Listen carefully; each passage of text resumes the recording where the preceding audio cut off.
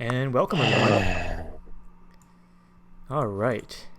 Whoa, what a way to start the stream as well. Right as we switch over um, to the meta discussion graphic, A1AC Phoenix just dropped a subscription 2 months in a row. Thank you so much for the subscription. Um, my chat seems to be bugging out for a second. Let me refresh that. There we go. All right. And viewer count. Perfect. You guys might notice an extra icon on our stream. We have Twitch, YouTube, and Mixer. So jumping on that bandwagon, doing that Mixer stream thing.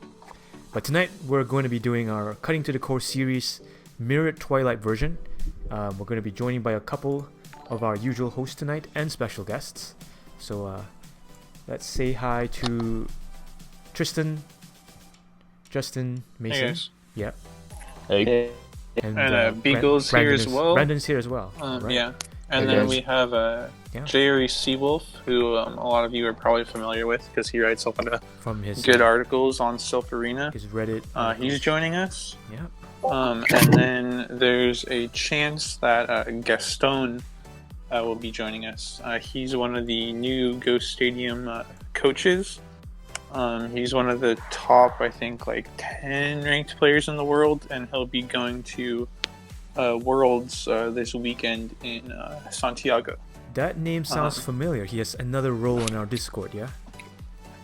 Yeah, I just mentioned that he's one of the coaches. The coaches, exactly. So if anyone who still hasn't seen our tweets or announcement on Discord, we have a new services being provided on the Discord. You can sign up on Patreon, where we offer coaching one-on-one with one of our 4 current coaches. So either Valerash himself, Gaston Augustin, you've got Caleb Peng, and House Stark himself. So that's one of the cool things. Definitely want to go check that out if you want some private one-on-one tutorings. But today we're going to be talking about the mirror discussion. This one is a big one, isn't it? We have our article up on Reddit as well, posted by Tristan earlier today. But today we're going to go straight into which is the first category that you guys like to jump straight into. Just want to do just a brief kind of overview. Okay. So yeah, the Twilight mirror meta, I think in a lot of our opinions is the best meta we've had to date.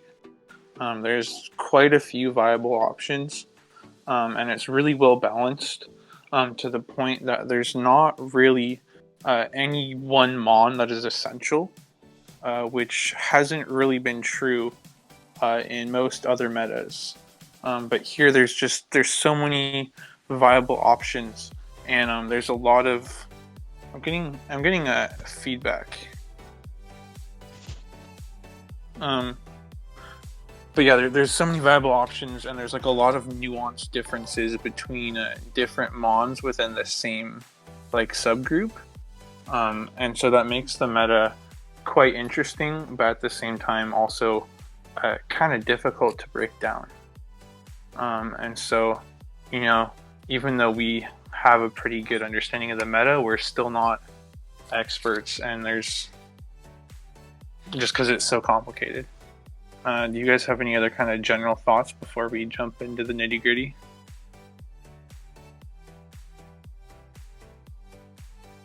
Not exactly a thought per se, but more of an addition. In most metas we've seen in the past, there's been 1 or 2 potential standout Pokemon that most teams either have or are building around.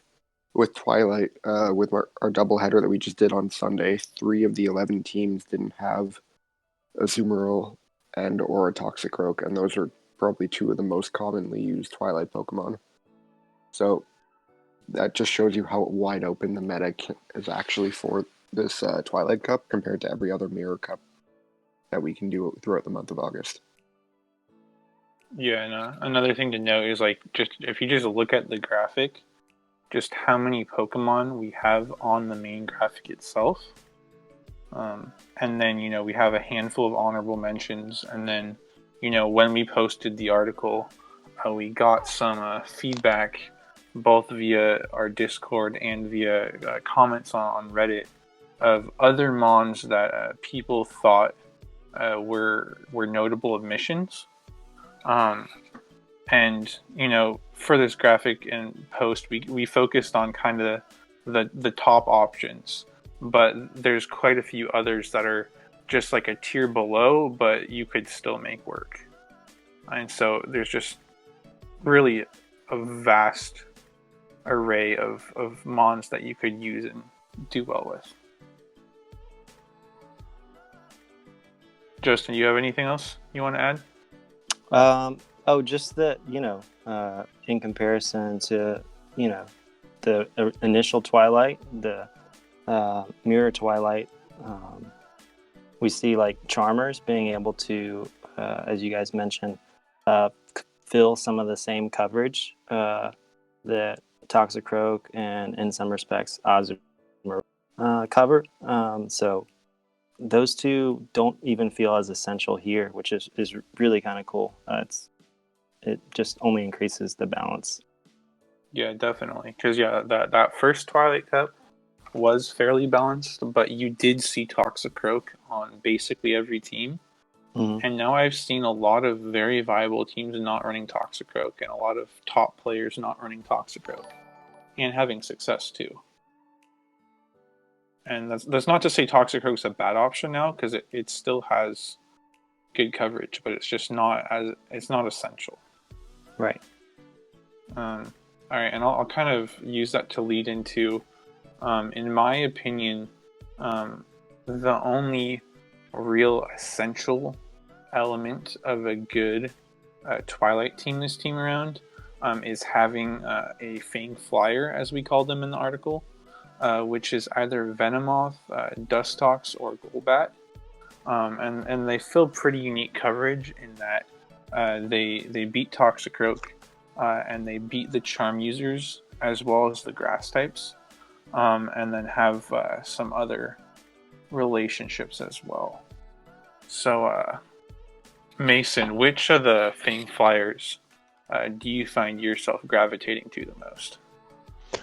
I've actually I like the Fang Flyers so much. I personally run both Golbat and Venomoth. For those who don't have a Legacy Venomoth, I think that it's important to go look at either Golbat at that point or Dustox. Okay, but if you were just picking one, which is kind of your favorite, and why?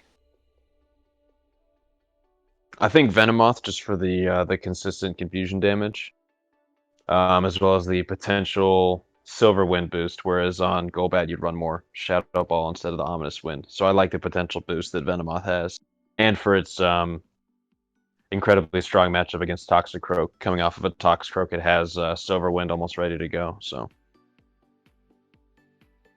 yeah, and another thing that I really like about Venomoth is the fact that Tyranitar is pretty popular this time around as a counter to the Fang Flyers, and the fact that Venomoth is able to force a shield out of Tyranitar with Silver Wind, or get the KO, and that's like from like a fresh start, or if they swap in a T-Tar against you, you'll definitely get to that Silver Wind, which is pretty appealing. That you can either force a shield or KO one of your hardest counters. Right. And Mason, someone from chat is wondering your reasoning behind taking both. The reason I ended up taking both is because I like Golbat's ability to beat Azumarill in the 2-shield situation, just because it gets to more Poison Fangs. That Azumarill can't take that many Poison Fangs, and it gets enough Poison Fangs down to feint Azumarill before Azumarill can get the Fatal Ice Beam. So that's why I like Golbat over Venomoth sometimes. But usually if I see a T-Tar, I'll gravitate more towards Venomoth so that I have that Silver Wind answer. So do you ever find yourself running both in a team of 3, or do you just have them in your 6 so you have that flexibility? Sometimes one of the lineups I do play around with is if it's exploitable, like in my opponent's lineup, if I can draw out their only Fanged Flyer counter, like if they only bring one, I'll run both Venomoth and Golbat in the back, and then one counter to whatever their Fanged, and something that would counter their Fanged Flyer counter, so that the last Fanged Flyer can run unchecked in the end of the game. Right. That makes sense.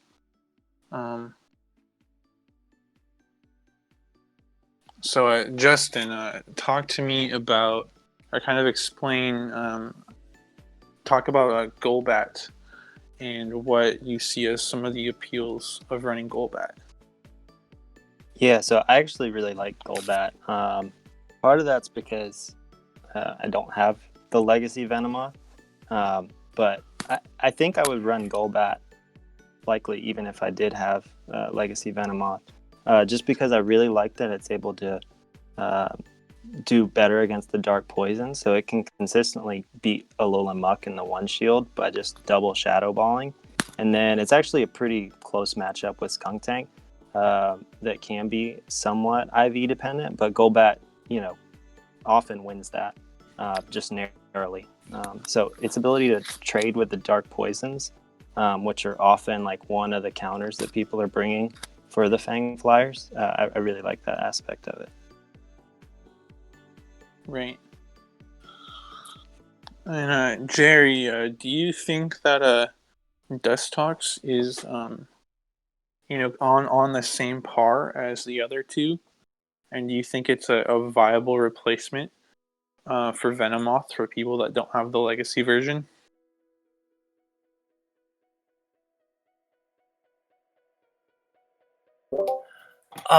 It is the trouble with it is you have to fully invest. I mean, obviously it has to be maxed, and it still won't even get to 1500. The nice part about it is that it still has all the moves you would want. You don't have to worry about legacy considerations. It's a little bit slower than Venomoth, the Sludge Bomb versus the Poison Fang. If you have the dust to invest in it, it is very viable. It's a very good replacement. You will barely notice a performance difference between that Moth.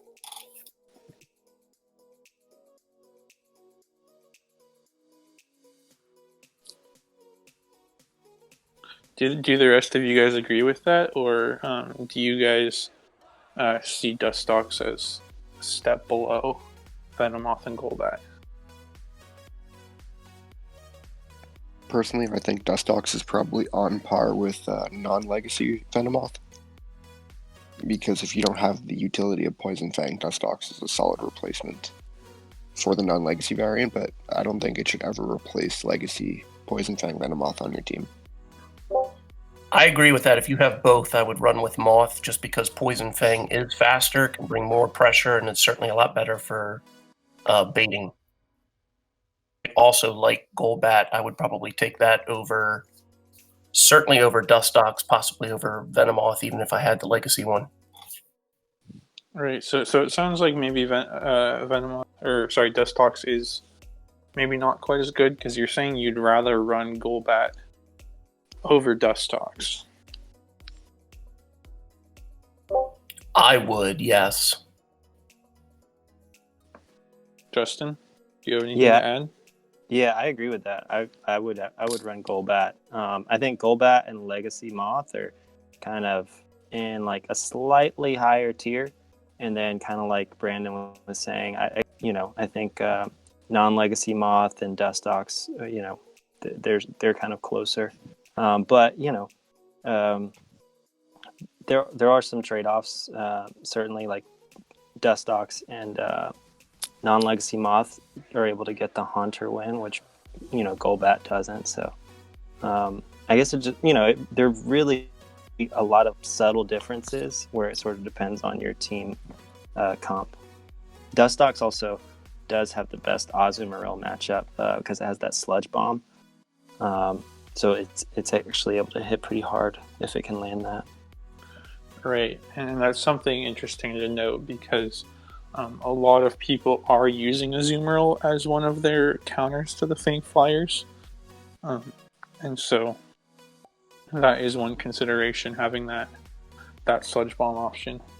Yep. And what do you think of a non-legacy Venomoth? I mean, I know we've said it's maybe not quite as viable as the legacy version, but what are some of the trade-offs, I guess?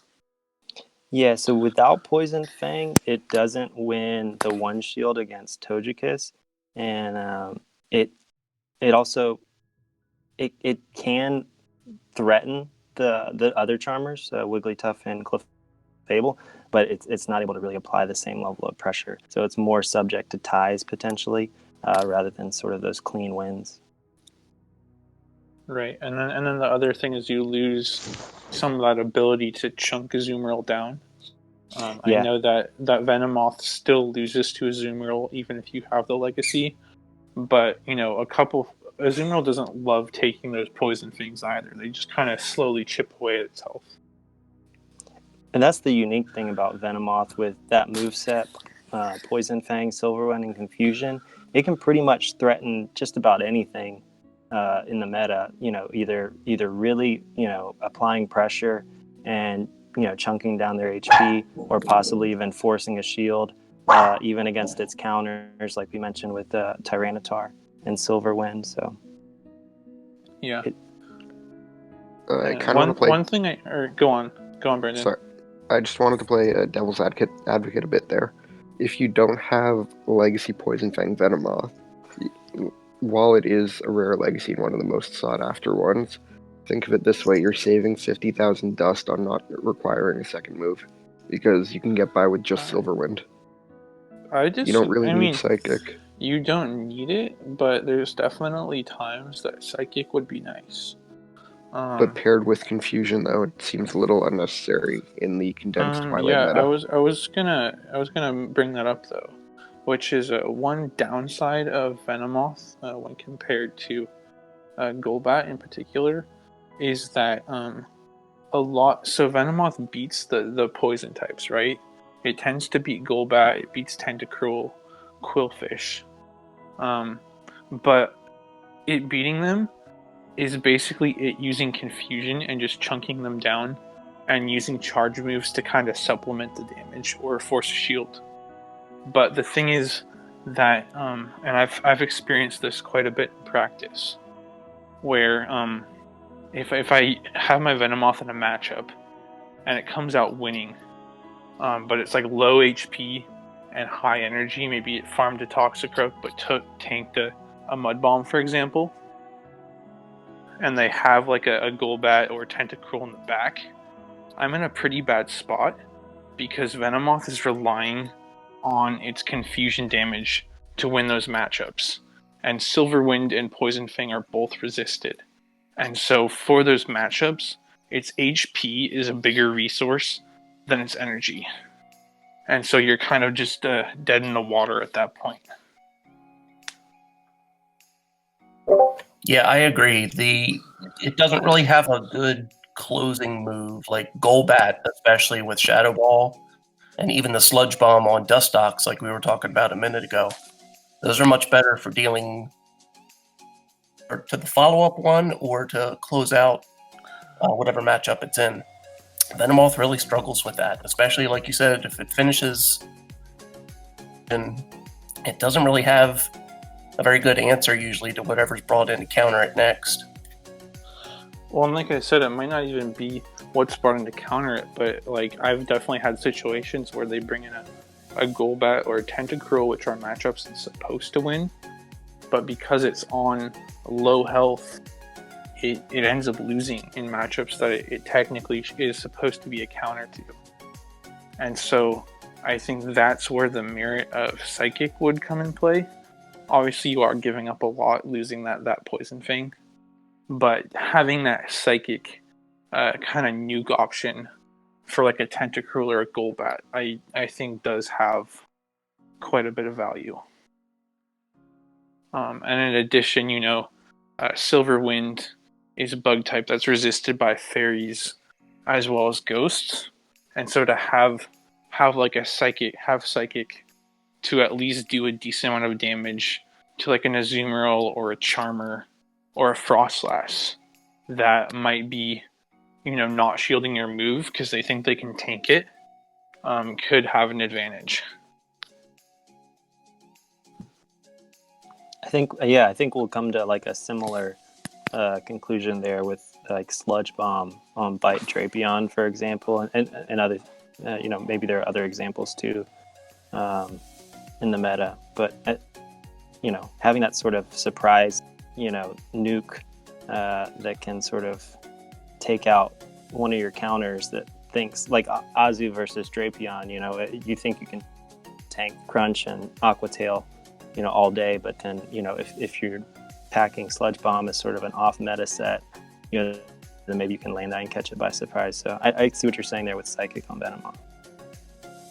Yeah, so I think in general the Legacy is better for some of the reasons that we outlined, but I do think that that the non-Legacy is definitely viable, and if you are running it and have the spare Stardust, I would definitely suggest running Psychic, because there's a lot of in-game scenarios that Psychic's useful for that don't really show up in the Sims. Yeah, I think that's fair.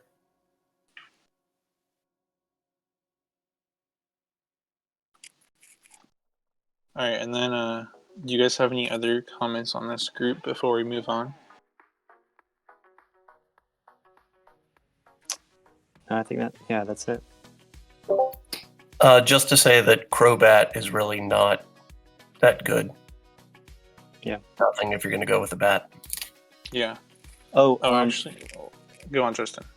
Well, I was just going to mention, there might be some questions potentially about like Legacy Omnis Wind and, possibly even Return on Golbat as like 2 off meta moves. I would just say that like Poison Fang and Shadow Ball, I think clearly is the meta set and the most optimal set. Having that sort of bait and then nuke combination, really helps it excel in a variety of matchups. Having Shadow Ball for like Alolan Muck, for example, or Poison Fang. Shadow Ball hits hard even when it's really resisted. hard, yeah. Yeah, Shadow Ball. And then that Poison Fang is such a good bait option, and also is really helpful against Azumarill and the Charm users. Right. And Shadow Ball also comes up big against Tentacruel as well. So I think Legacy Omnis Wind and Return. I think they can. Obviously, if you get the boost with Omnis Wind, that's game changing. But that's not like a reliable strategy. And the only thing that I can really see that Omnis Wind and Return could potentially give you an edge with is, maybe being able to tie Venomoth in the one shield rather than lose that matchup. Because it's a little bit Venomoth quicker. With a bait though, in the one shield. Yeah, but I think with the Omnis Wind and the Return, you don't have to bait. Like you could technically just double Omnis Wind or double Return. Okay. But that would be a play, like if you knew you had CMP, for example, or something.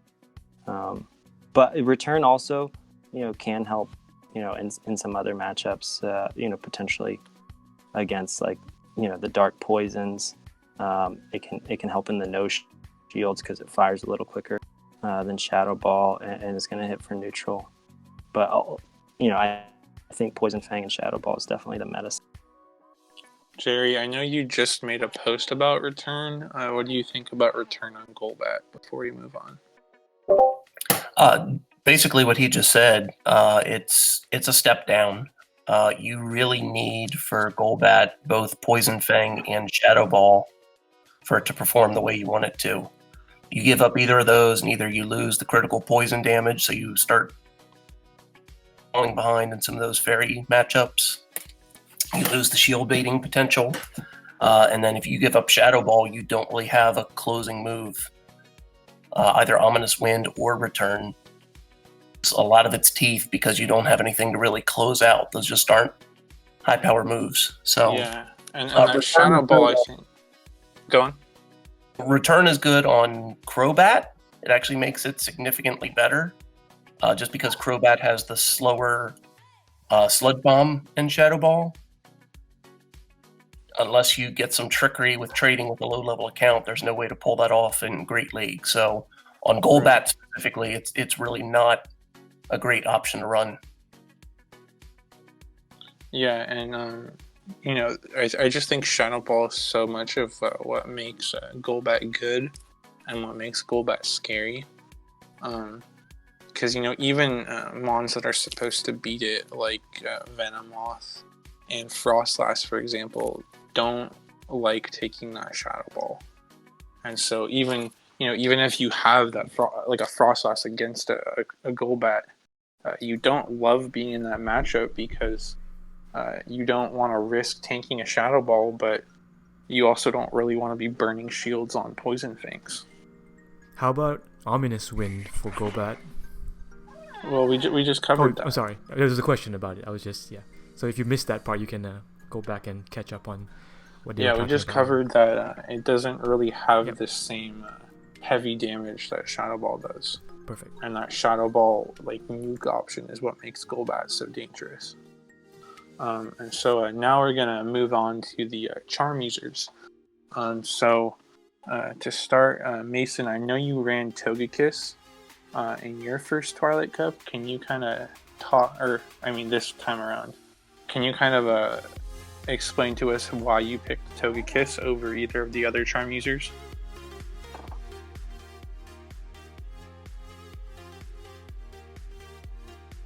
Mason?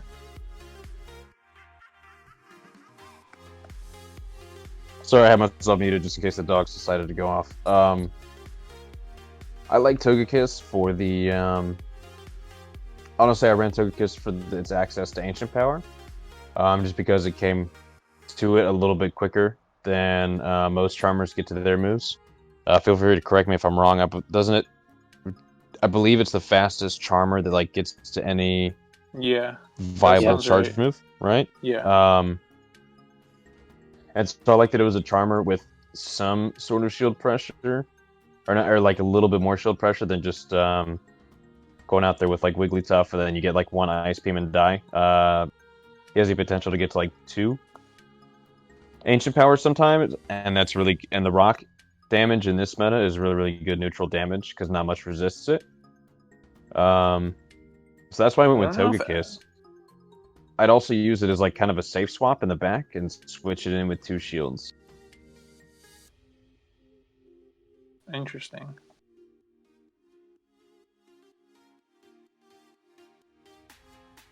Did you find what did you think of its flying typing though? Because to me that seems like a bit of a liability. Sometimes I guess for the team that I was running then, I needed a better answer to... I know that Venusaur beats it anyways, but sometimes Venusaur swapping in could struggle with an Aerial Ace from it or a Flamethrower. I just used it because it had a little bit more shield pressure and it wasn't as locked into its matchups as the other Charmers. I ended up dropping it from my team the second time around, if that makes anybody feel any better. Yeah, because I guess one of the things I noticed is it just seems like that flying type is a liability. It still beats Tyranitar, but it's not as nice of a win as the other Charm users because it is taking super effective smackdown damage in return. And then the flying typing also makes it weak to ice, which you're going to see come up in Azumarill's Ice Beam, as well as Frostlass's Avalanche. And those are kind of 2 important matchups where Wigglytuff and Clefable have fairly even matchups with Azumarill and Frostlass, but Togekiss just kind of straight up loses those matchups. Mm-hmm.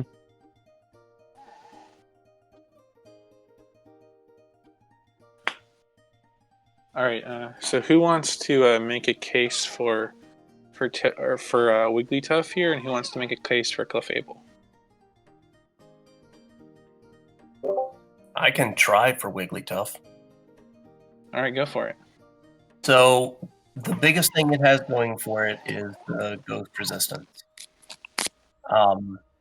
It gives it a much better leg up against. Now, there's not a lot of ghosts that are viable, but per se, against Alolan Marowak, if somebody's running that, it then resists the Shadow Ball, like we were just talking about from, say, a Golbat. That resistance is very nice. They're very handy in this particular meta. The downside to it is that the charge moves, if you get to one, it's probably going to be on whatever follows after Charm does its thing.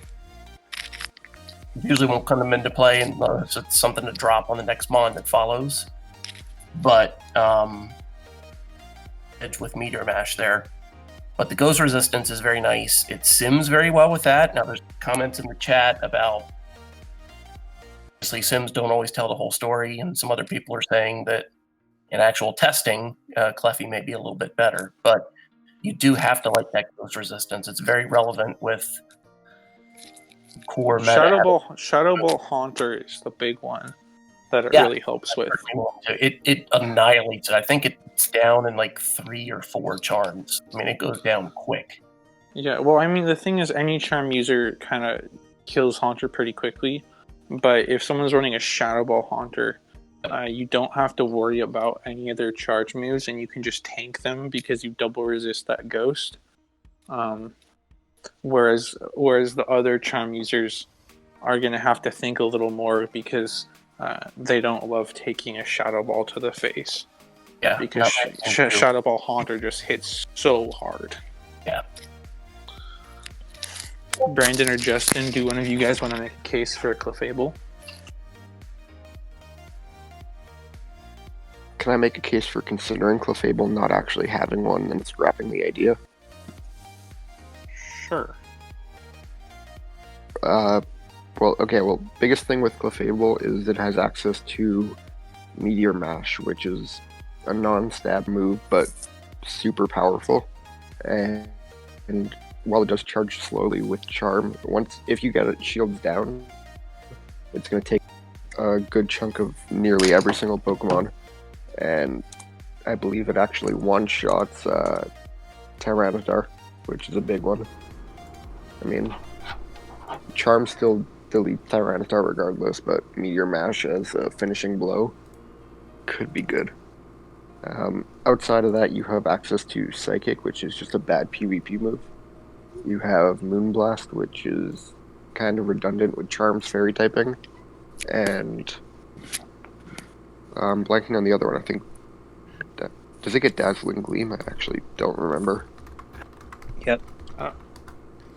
So we actually have got him saying that he's interested in making a case for Clefable, and we managed I to pull believe him he's into running the chat. Clefable. Yeah, he's in the voice chat right now. So, what do you have to say? Yeah, so I'm currently running Clefable in the Ghost Stadium Ranger lobby, and I'm the only person running a Charm user in the entire 13-person tournament there. And I do have to say that it's surprising the Charm damage. I don't think people have caught up to how much Charm damage comes out of Clefable.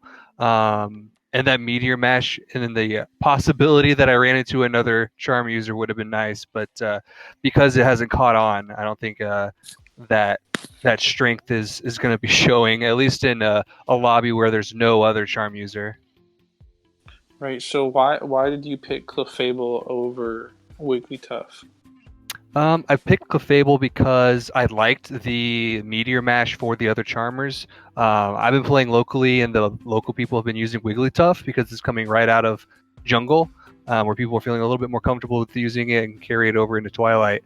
So that made the choice easier to go with Clefable. But I just didn't see Ice Beam hitting much of the Twilight meta, as well as Meteor Mash could bounce back from something for the other Charm users. Right, because Meteor Mash is hitting almost the entire meta for neutral damage. Right. It's only pure water types, which is basically Quillfish and Tentacruel, as well as Fire, I guess, which is Alolan Marowak, even though not seen very much, are the only things that are resisting it. Because even Azumarill's Fairy typing makes it take neutral. And then, what other charge move are you running on Clefable? I believe I'm running Dazzling Gleam.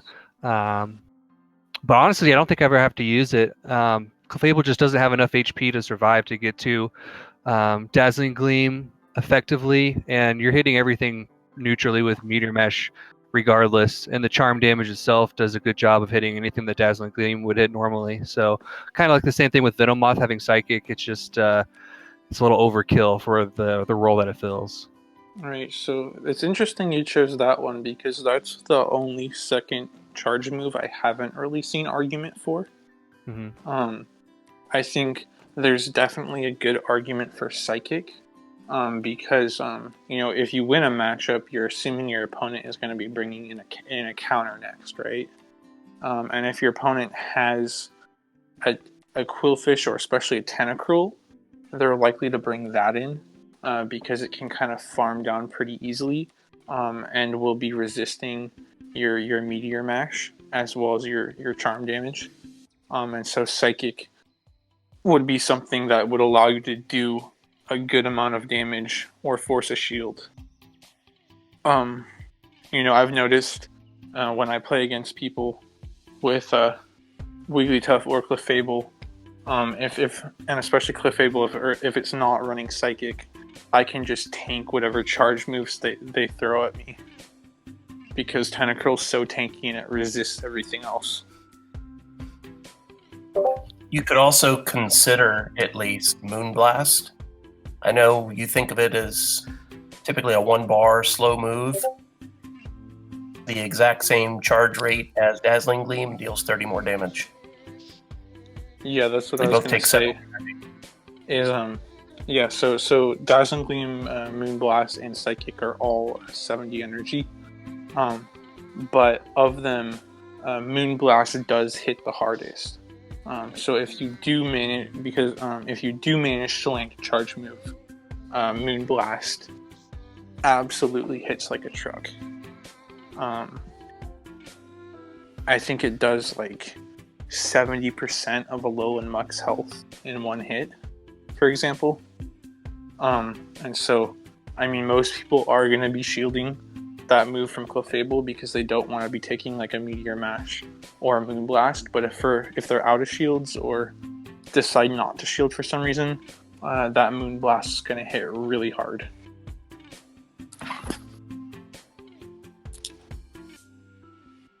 And then I guess the last thing on the Charmers I want to cover is that I forgot to mention before is another reason that I don't like Togekiss as much is it loses those head-to-heads with Wigglytuff and Clefable, just by having inferior stats. And then one other thing is that a lot of people will mention that Wigglytuff has some better matchups across the Twilight meta. But that's mostly because of the fact that Ice Beam is a little slower, and so in a lot of the matchups it doesn't get to Ice Beam, and just goes pure Charm. But for Clefable, because Meteor Mash is a little quicker, the Sims have it using a Meteor Mash and having that shielded, where Clefable is, if it just does straight Charm, like the Sims have Wigglytuff do, it basically gets the same results as Wigglytuff. Because it's getting in that one extra charm of damage, winning those matchups, and then it has energy to unload on the next Mon.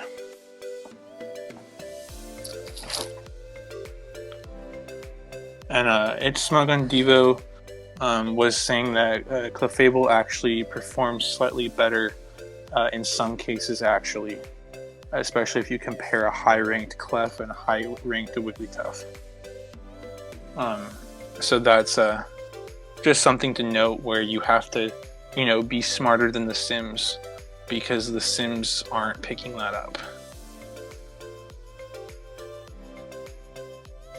Does anyone else have anything they want to add on the Charm users? I don't want this to run forever, but does anyone want to say anything on Gardevoir or any other options, Granbull, something like that?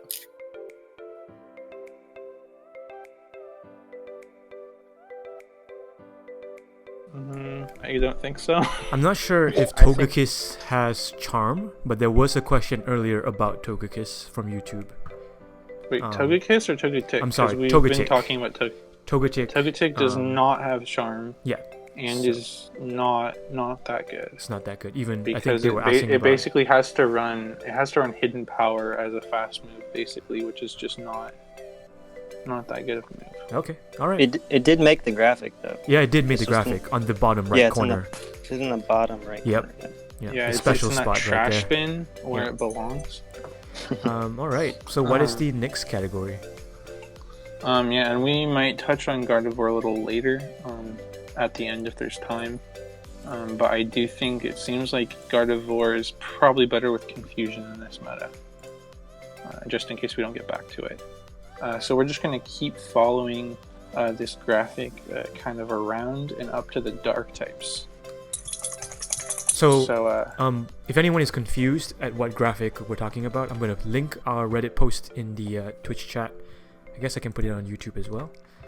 isn't it on the screen? It is on the screen, on but in case Twitch? anybody wants to follow it on their own pace, the links are there. All right. So Tyranitar. Yeah, so Mason, I know you really love Tyranitar, so do you want to give us a rundown? Yeah, Tyranitar was something one of my favorite picks back in round 1 of Twilight. It's got solid damage output with Smackdown, and then it also has like Stone Edge. It's an excellent, almost like nuke option. It hits just about everything in this meta unresisted, and while it might not kill, it's certainly going to deal at least like it's certainly going to take out at least half its opponent's health bar.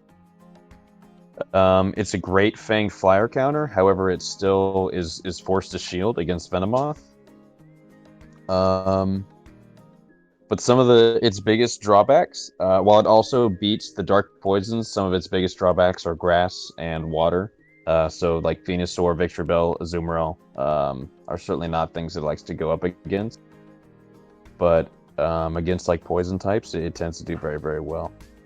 Right, because its resistances are pretty helpful here. Being Right. dark and rock type means the rock type lets it resist poison, as well as fire, which is relevant in the case of Stuntank. And then the dark Mhm. typing lets it resist dark and ghost damage as well. And then And I think the one confusion, thing yeah. the one thing and confusion as well, it resists confusion. The one thing you did for kind of not cover is the fact that it's pretty frail, which means it especially gets deleted by Toxicroak, by Charm Right, users, and by that Razor Leaf from Victreebel. Which is kind of the So reason you have why to I love seeing Tyranitar on the opposing team, because I eat those up with Toxicroak, with Clefable, and then if they think they're being smart and hold Tyranitar for the end with no shields, you come in with the Silverwind Venomoth, and if you beat him to the punch, you win that matchup too. Right. Yeah, and at even start, Venomoth will beat Tyranitar in the no shield. So yeah, if you're running Tyranitar, it is quite a good mon, because like Mason said, it's one of the best counters to the Fang Flyers, and it beats the Dark Poisons as well. And then it also picks up wins over Umbreon, Alolan Raticate, I think all the ghosts, and goes fairly even with Drapion. So it has a pretty good matchup spread. But it is a pretty high skill mon, because you have to be fast at switching. Because if you're slow to switch and someone brings in a Toxicroak or a Charm user, your Tyranitar is basically going to be dead before you can switch it out. Yeah, and it also gets Tentacruel. I don't know if you mentioned that one, but Oh yeah, that's a good one. Yeah, Yeah. Which is not one you would expect. Mhm. It even beats Tentacruel in the no shield, because it gets to that Stone Edge faster than Tentacruel gets to the Hydro Pump. Which is not a matchup you would think, because you'd be like, oh, Tentacruel's water type. But yeah, Tyranitar does beat Tentacruel in all even shield scenarios, given they're starting from a fresh start. And then, Justin, do you want to talk about Umbreon? yeah. So Umbreon is the one dark in this category that struggles a bit with the dark poisons. Can beat Alolan Muck if it's running Acid Spray, for example, and then the Skunk Tank, is definitely one that it struggles with. But a really bulky Umbreon can win some shield scenarios there. But Tyranitar but it's just not and as Drapion, reliable. yeah, Tyranitar and Drapion definitely outperform it in that aspect. But where Umbreon really sort of distinguishes itself a little bit is it has solid matchups against Quillfish, as well as being able to beat Tentacruel in the one shield, and as well as the other darks. It's a solid counter to the Fang Flyers as well as to the Ghost. It's also the bulkiest of the three, which I think is notable. So it is able to get to like a last resort against Toxicroak. And potentially, chunk a little bit more of the damage away from that. But Right. I'm a huge Umbreon fan. I've been running it in every cup that it's eligible for. If you notice, but I feel like this is the first cup where he's eligible, and there are picks that are better, and he's just being edged out entirely. By Drapion, by the Alolan Mug, by the Skuntank, even by T-Tar, bringing the dark damage, with Charm also being an option to kind of edge out Umbreon, where the other guys have some poison to fire back, or just the neutral damage. I feel like Umbreon's kind of out of the picture for me on this one. I've been trying my best to run him.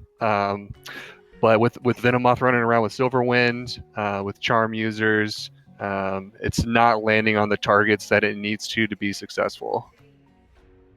Yeah, that makes sense. And I think we noted this in the article that Umbreon does kind of seem like it's a little bit of a step below Tyranitar and Drapion just in terms of coverage. But kind of the two main selling points for it is that it picks up that Drapion win, whereas Drapion and Tyranitar go fairly even. So if you're worried about your Drapion coverage, that can help. And then the big one is it has easily the best Quillfish matchup of any of these three dark types that we've pictured together. Because T-Tar loses to Quillfish, and Drapion, I think, struggles a little bit too. So yeah, those are kind of the two main selling points, is the Drapion matchup and the Quillfish matchup. So if those are mons that are giving your team some trouble, then maybe you should look at Umbreon for that dark slot. But otherwise, at least in my opinion, Tyranitar and Drapion seem like they have more well-rounded coverage against the rest of the concentrated meta. Justin, do you have anything to add on that? No, I agree with that. Yeah. And then Drapion's the last one in this category, and it's interesting because like a lot of people want to classify it along with Alolan Mug and Skuntank because they all share that dark poison typing. But in terms of Twilight, its matchups fit a lot better with these pure dark types. And part of that is because Drapion's only poison fast move is Poison Sting, which is absolutely terrible. And so for fast move, you're either going to be running Infestation or Bite. And both Infestation and Bite are resisted by Fairy type. Which means that Drapion is not able to beat Azumarill or the Charm users from like a even start in even shield scenarios. Whereas Skuntank and Alolan Muck win or tie those matchups. And so kind of as a result, Drapion functions a lot more like the dark types because it loses to Fairy. And then also Bite seems like the better move to run here. Just because it gives it a lot of heavy hitting unblocked damage and makes it into a lot stronger counter to Frostlass or really any of the ghost types, as well as the Fang Flyers. So those are kind of its primary targets are like Frostlass, Haunter, Sableye, I guess, and the Fang Flyers. And then I think one of the biggest selling points for Drapion is that it has the best grass matchup of this category, because Tyranitar does lose to Venusaur and Victory Bell, and Umbreon I think goes fairly even while tending to lose, but because of Drapion's poison typing, it resists grass, and so wins those grass matchups fairly handily. And then for the charge moves, you definitely want Aqua Tail. It's the lowest energy move, which is pretty essential when you're pairing it with Bite, which has low energy gain. And it also hits the vast majority of the meta for neutral damage. And then, Justin, do you want to talk about the trade-offs between Crunch and Sludge Bomb? Yeah. So Crunch, can be useful in some of the matchups against, the water poisons in particular. It's definitely getting a lot of its damage from Bite.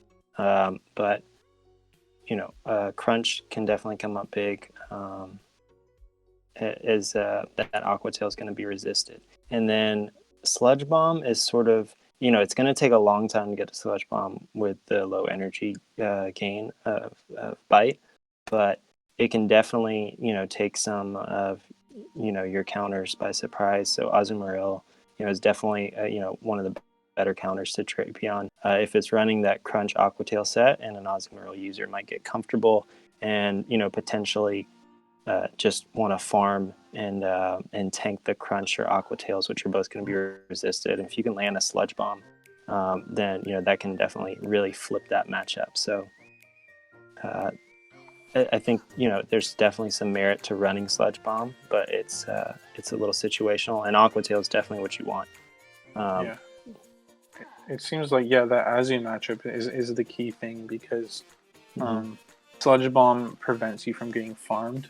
You're either going to force a shield at least, which is good from such a bad matchup, or if they don't shield it, I think you get pretty close to KOing Azu.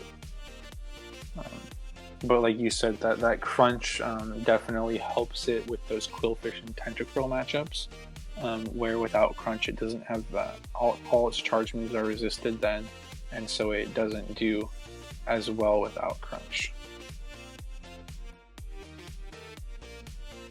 Now, Jerry, we had some comments on our article of people complaining that we omitted Alolan Raticate.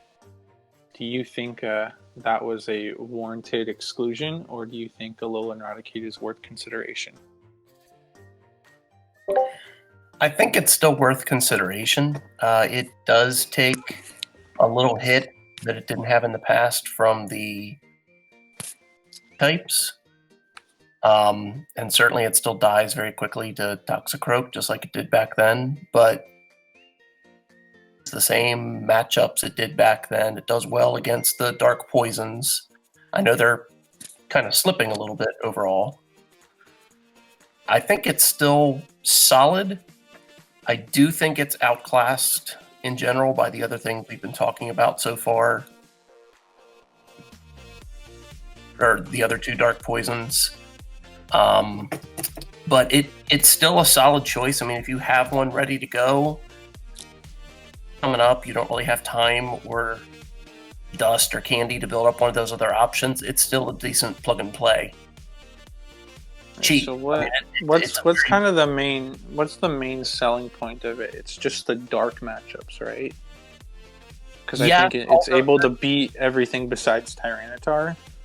Yes, correct. And so that seems like the main selling point. Yes, correct. It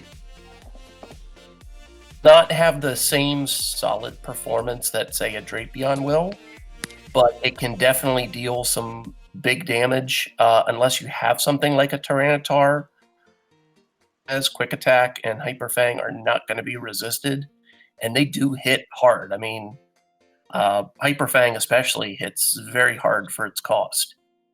Right, but I think the one drawback is normally is double resisted by Ghost type, so it's I think really the only of the kind of pure dark type, so to speak, that loses to Frostlass. Yes, that is true. And Justin, do you want to kind of touch on some of the other reasons we left it out? Yeah, so a big reason Alolan Raticate didn't make the list too is because it doesn't really have a good matchup with the dark poisons as well. So it's not able to beat Alolan Muck in the 0 or 1 shield, and then it kind of pretty much trades with Skuntank.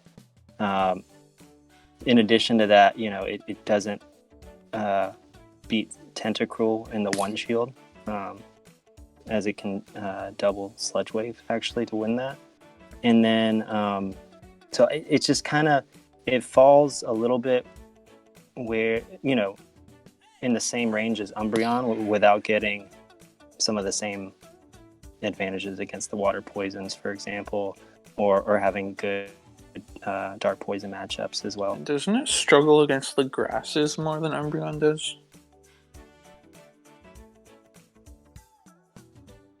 I think it actually, let's see, it goes pretty even with the grasses, similar to Umbreon. Okay. Yeah. But yeah, So I think it kind loses of it loses the 0 shield and non-CMP ties, the 1 shield against Venusaur. Okay. Well, I guess that's a little better than I thought in that regard. But yeah, I think kind of the main reason we left it out was because, well, for one, it seems like if you're running a Mon that's double weak to Toxicroak, you're better off running T-Tar. And Exactly, also, yeah. like we said, we felt like Umbreon was kind of a slight step below Drapion and T-Tar, and then Alolan Raticate seemed like a step below Umbreon. Yeah, I'd agree with that. So you can definitely still run it. It still, has some good matchups, but it just seems like the 3 that we included on the graphic are just better overall. Yeah. I think And also almost- that the adage from the last Twilight 1.0 was that if you didn't have a Last Resort Umbreon, Alolan Raticate kind of fills that hole. So if you really like the matchups that Last Resort Umbreon provides, but you don't have one yourself, then you can fill that hole with that Alolan Raticate. Right. But I do agree in general, it has faded from the original Twilight Cup. I think it was a little more potent then. Frostlass was still kind of on the rise. Ghost resistance to worry about as much as you do now. So yes, I agree it has definitely faded. It's still viable. Agree with leaving it off of the main chart as you did. Yeah. And then just looking at chat real quick, I just want to know, it looks like someone was trying to post their trainer code. Right, yeah. And that's not something we do on Twitch here. Instead, we would suggest that you join our Discord. The invite link has been posted in chat, and you can go there.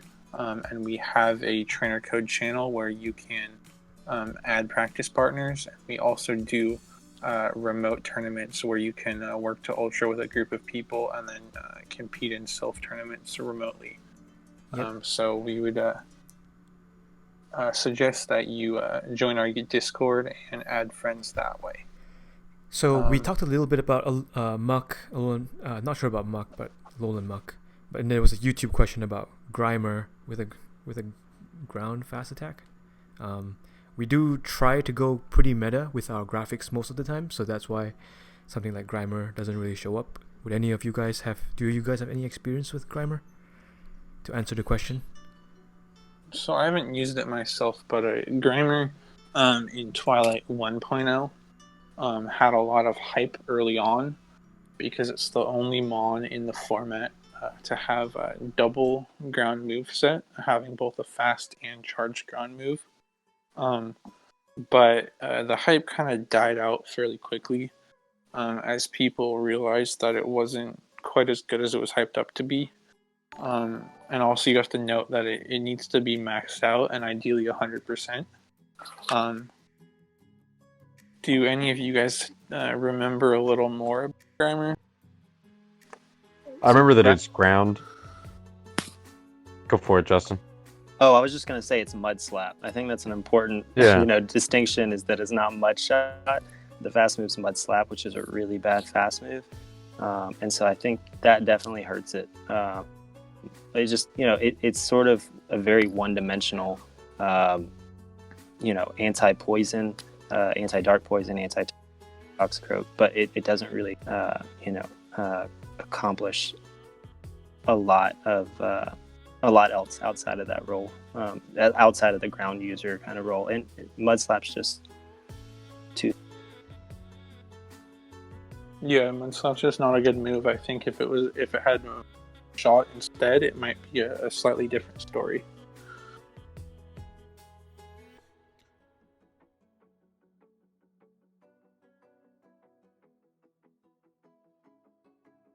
Can you guys hear me? Yep. Mhm. Yeah. Okay, it just cut out for a sec, but yeah, and I think we'll try to cover this a little later, but it does seem like Toxicroak as well as Nidoqueen would probably be better if you're looking for that ground type coverage. Yeah. And that's kind of a good lead in to Toxicroak. So, anyone want to kind of just talk about Toxicroak to start?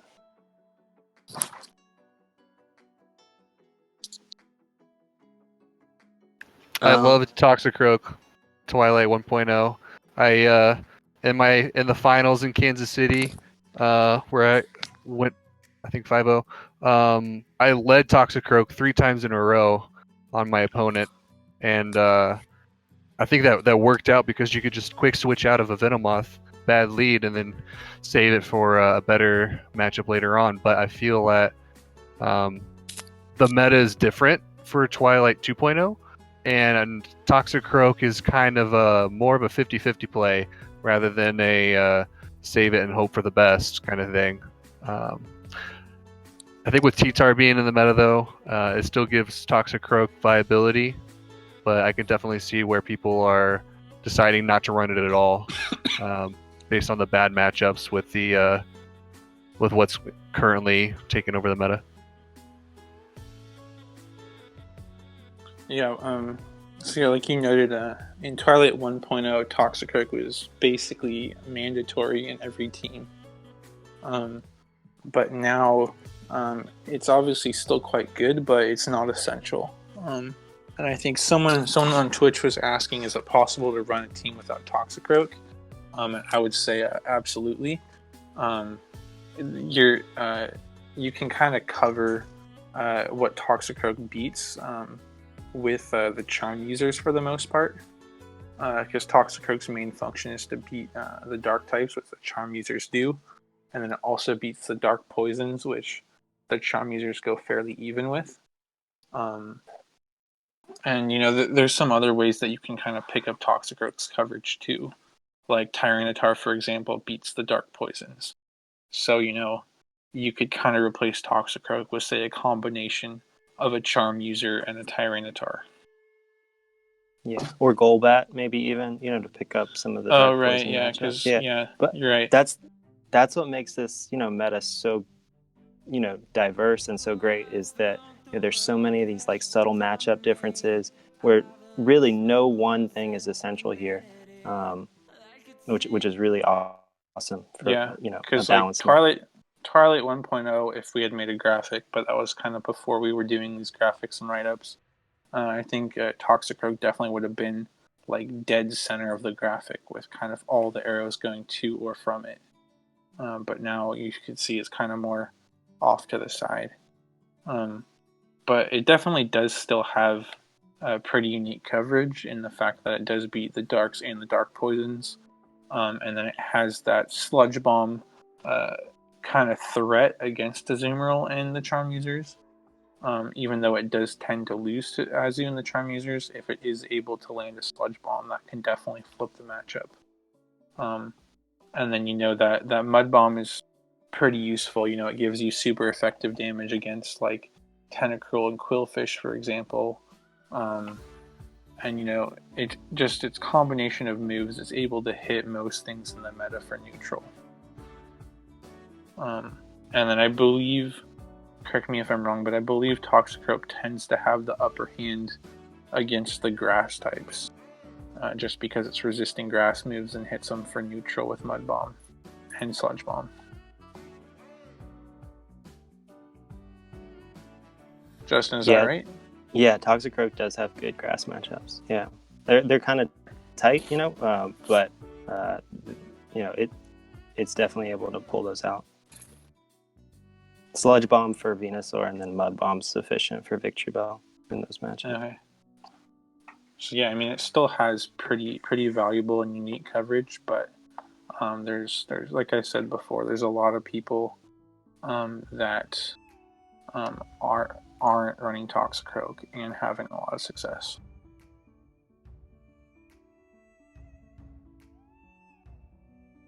Is there anything else anyone wants to add on Toxie before we move on?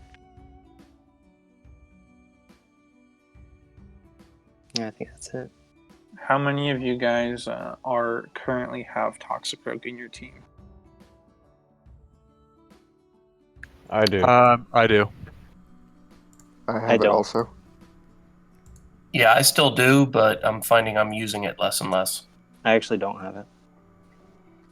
All right, yeah, and I have it mostly because I needed another good answer to Tyranitar. Because Tyranitar was pretty threatening to my team. I actually used it a whole one time in my 14 matches on Sunday.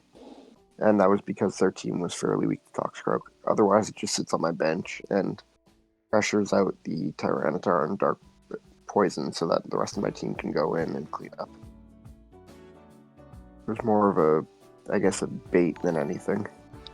Yeah, it definitely does have some bench pressure, threatening some of the dark types, while also possibly kind of forcing your opponent's hand and making them more likely to bring in the Fang Flyers. So that is something else to consider. I think you're dead on with that one. I found if you show Toxicroak that people bring a Venomoth for sure, which could open up the possibility to bring two dark types, so Tyranitar and Alolan Muck. I found that worked out fairly well for me by using the lure and then doubling up the dark. Especially if they didn't have a charm user, is a pretty effective strategy for me. Right, and then I guess the other thing is, Toxicroak does make people think twice about using that same strategy, right? Because I'm guessing you'd be a little more hesitant to run Tyranitar and Alolan Muck if your opponent had a Toxie in their team. Exactly. But I mean, if you take what we were just talking about, that it's more bench pressure than anything, then you don't have to actually worry about it as much if the consensus is bench presser versus actually running in a line. I mean, I think it has some of both. Some matchups I use it as bench pressure, and others, it really ends up being a star of my trio potentially. All right, and then we'll move on to the dark poisons. We have a Skuntank and a Alolan Muck. The preferred fast move for both of those is Poison Jab in this meta, because having that Poison Jab is what allows them to beat Azumarill and what allows them to beat or tie the Charm user. And then Alolan Muck definitely wants Dark Pulse for that dark damage, and then it can either run Sludge Wave for a harder hitting poison charge move, or the more popular option and what seems to be a little bit better is running Acid Spray. And there's a lot of stuff you can do with Acid Spray. You can kind of do like a hit and run tactics where you Acid Spray something and then swap out. Like say you have a Alolan Muck, Toxicroak in the lead, you can Acid Spray the Toxicroak and then do a quick switch to say Venomoth or even a Charm user and try to delete it like that.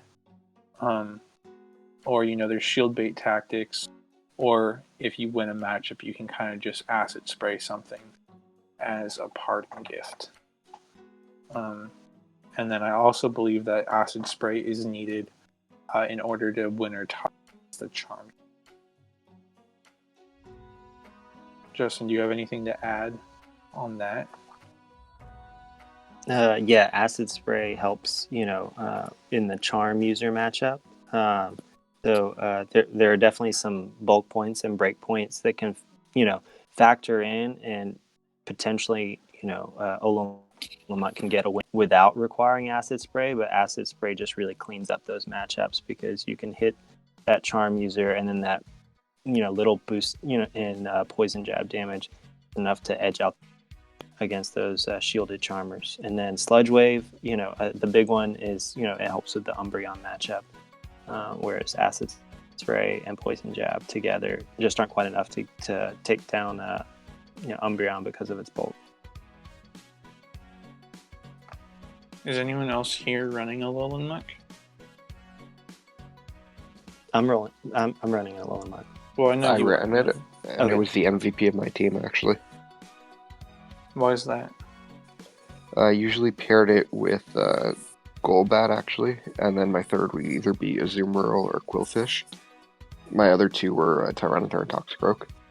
And of those, the first two, I'd usually run either Alolan Muck or Golbat as the lead to force out either a Venomoth or an Azumarill first, and then follow that up with Quillfish for shield pressure, or just constant chips with Water Gun and Aqua Tail, or the Azumarill tankiness with Ice Beam or Play Rough, and that got me wins most of the time.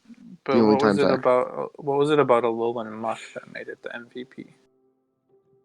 Just that it takes 7 poison jabs to get to a Dark Pulse, and while it's usually slower than most of the other charge moves in Twilight meta, the fact that Dark Pulse hits so hard even when resisted, paired with poison jab's consistent damage, really not much wants to take more than one of those, if at all. So you force a shield almost every single time if there are shields up. Right, And and then that it's plays also into fairly acid bulky. spray shenanigans. Because Well, I have people are Sludge afraid Wave of on taking. mine, but yeah. Oh, okay. Why'd you pick Sludge Wave over acid spray? Well, you know my charge GM situation, so it's been Sludge Wave for a while. Okay, fair enough.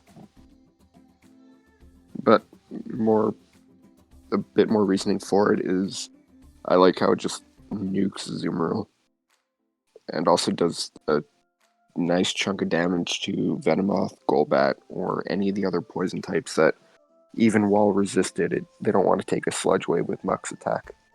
Right. And then, I guess one of the big advantages of Alolan Muck over Skuntank is that it beats Frostlass, whereas Skuntank tends to lose. But then on the flip side, Skuntank has the slightly better Golbat matchup, where Golbat can just straight up beat Alolan Muck in the one shield with a double Shadow Ball, but I think needs a bait and or some IV dependent wins over Skuntank. So that's kind of two of the bigger differences between the two. And then Alolan Muck is bulkier, while a Skuntank has the faster firing charge moves. And which two charge moves to run on Skuntank is a point of great debate. In fact, Justin, Brandon, and I, along with AJ, recorded, I think it was a 50-minute podcast just discussing and arguing and bashing each other's Skuntank movesets. So that's something that you guys can look forward to listening to, I think, later this week. It'll be released by Lord Up. And the some of the main selling points for each charge move. Sludge Bomb is mainly to get you Flamethrower wins you the mirror, gives you a better Alolan Muck matchup, and allows you to go a lot closer against Drapion, as well as giving you some cleaner wins against Venomoth. Sorry. And then Crunch is your bait option. Crunch is needed to beat the charm users in the one shield. Helps with your Tentacruel and Quillfish matchups. And is just kind of your move that has the most shield pressure. Sorry, Tristan. I don't know if it was just me, but I think you cut out when you started talking about the Sludge Bomb reasoning. So if it cut out on stream, do you mind just repeating that? Yeah, so Sludge Bomb is what's needed to beat Azumarill. And then Flamethrower allows you to win the mirror, gives you a cleaner win over Alolan Muk, allows you to go much closer, I think possibly even tying against Drapion. Gives you cleaner wins over Venomoth, and also gives you some neutral damage against Toxicroak. Where I believe Skuntank with a shield advantage is able to beat Toxicroak if it has Flamethrower, but without Flamethrower it still loses, even at a shield advantage. And then Crunch is needed to beat the Charm users in the one shield matchup. Gives it better matchups against Quillfish and Tentacruel. And then is just kind of there for shield pressure and baiting. Now, follow-up question for you, Tristan and Justin. How many of us, after that podcast that we did, are actually running Skuntank? Why or why not? I'm running Skuntank because my team was weak to Alolan Muk, and so I needed... I didn't want to run Alolan Muk because that would just give me a mirror match. I wanted Skuntank, which had the better Alolan Muk matchup.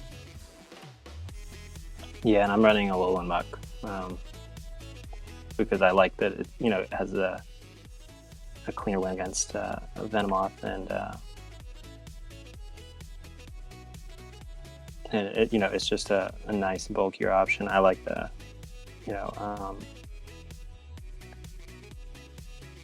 I like the ability of Alolan Muk to potentially use Acid Spray as well to in sort of a bad matchup as well. Right, and then Acid Spray also lets Alolan Muk kind of farm Azumarill a little bit because it just lands the Acid Spray, and then Poison Jab is then doing enough damage to kind of finish it off. Mm-hmm. So it does give you better energy. Lets you come out of that fight with more energy at the end. And Tristan, what Skuntank moveset are you running? You have to wait and see. What is the correct Skuntank moveset? The correct Skuntank moveset is obviously Sludge Bomb and Flamethrower. You'll have to listen to our podcast to figure out why. So we still have the water poisons left? We have the grasses, Azu, the water poisons. Okay. So yeah, kind of just looping around now. We have the grass types. Venusaur and Victreebel are kind of the two main ones. Venusaur has that incredibly hard-hitting Frenzy Plant that most things don't want to take, even when it's resisted. And then Victreebel has that Razor Leaf, as well as possibly some Acid Spray shenanigans. And I do think the current meta, it seems like a lot of people aren't running them, but it seems like there's kind of a good spot for them, because a lot of people are running Azu, a lot of people are running Tyranitar, and there's also Tentacruel and Quillfish are also pretty popular at the moment. And the grasses are picking up all those matchups, as well as matchups against the Charm. So with those so popular, it seems like they are in a pretty good spot. And then one thing that's also interesting to note, which is pretty counterintuitive, is that a lot of people, when they saw our graphic, asked why there wasn't an arrow from Frostlass to the grass types. But that's because Frostlass doesn't actually do that well against the grass types. As long as a Victory Bell has a shield, it's able to beat Frostlass because that Razor Leaf damage just chunks it down. So Frostlass only wins the 0 shield matchup. And then I believe the Venusaur Frostlass matchup is fairly even because It's a Frostlass doesn't. CMP tie. There you go, it's quite even.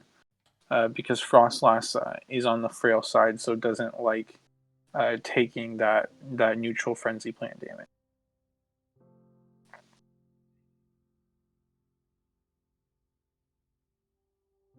So, anyone want to add anything on the grass types? Not necessarily add, but more of a question is why do you think the grass types in the Mirror Twilight are falling out of favor compared to February's actual Twilight Cup? I don't know if they were necessarily that popular in February either. But I think a large part of it is the Fang Flyers are so popular and beat them. And they also lose to the Dark Poisons.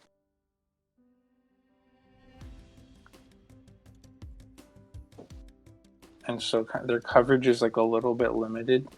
And so it seems like they kind of fell out of favor. But then as a result, it seems like I said, the water types and T-Tar are kind of gaining in popularity, which might allow room for them to make a comeback.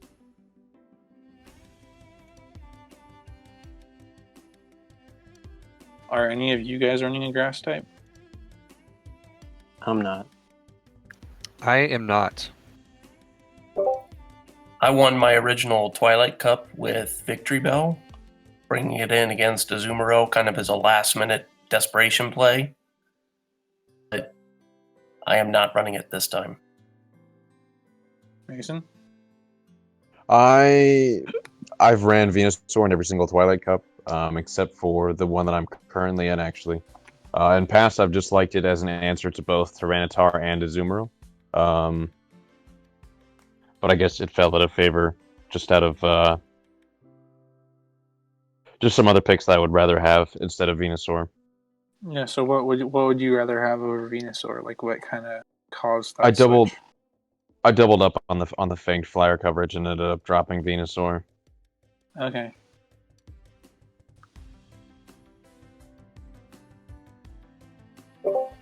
I think Venusaur is probably number 7 on my team right now. I can't quite bring myself to stop playtesting with it, but it's not quite in my lineup of 6 right now either. It's definitely solid, like you said. It has good rolls still, but I just keep in favor of other stuff. Yeah, I mean, like you said, I used it in the first Twilight. I liked it as like an Azumarill counter, as well as using it to deal with like Tyranitar and Sableye. But this time I just haven't been as interested in using it, just because the Fang Flyers seem to be so popular. I mean, like Mason said, he's running 2 Fang Flyers, and I've seen quite a few other people that are doubling up in that category as well. And so, for that reason, I've been a little hesitant to run it. But I have been reconsidering it because, like I mentioned, it seems like Tentacruel and Quillfish are a lot more popular than last time. And Tyranitar is also becoming a lot more popular. And like I said, Grass wins all those matchups, so it does seem like the stage is set where a Grass type could be pretty handy.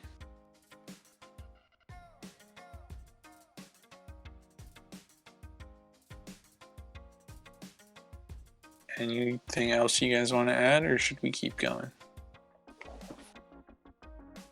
No, I think that's good. Alright, so next up we have Azumarill, which I think is seeming to be one of the more popular mons in this cup. And I think a big reason for that is the fact that a lot of people are using it as a safe swap, because besides Tentacruel, there's not a lot that beats it really badly, where a lot of things are either especially if they're switching in and Azu has a bit of an energy. It's usually able to force a shield or do a good amount of damage before it goes down. And it functions as a counter to the Fang Flyers.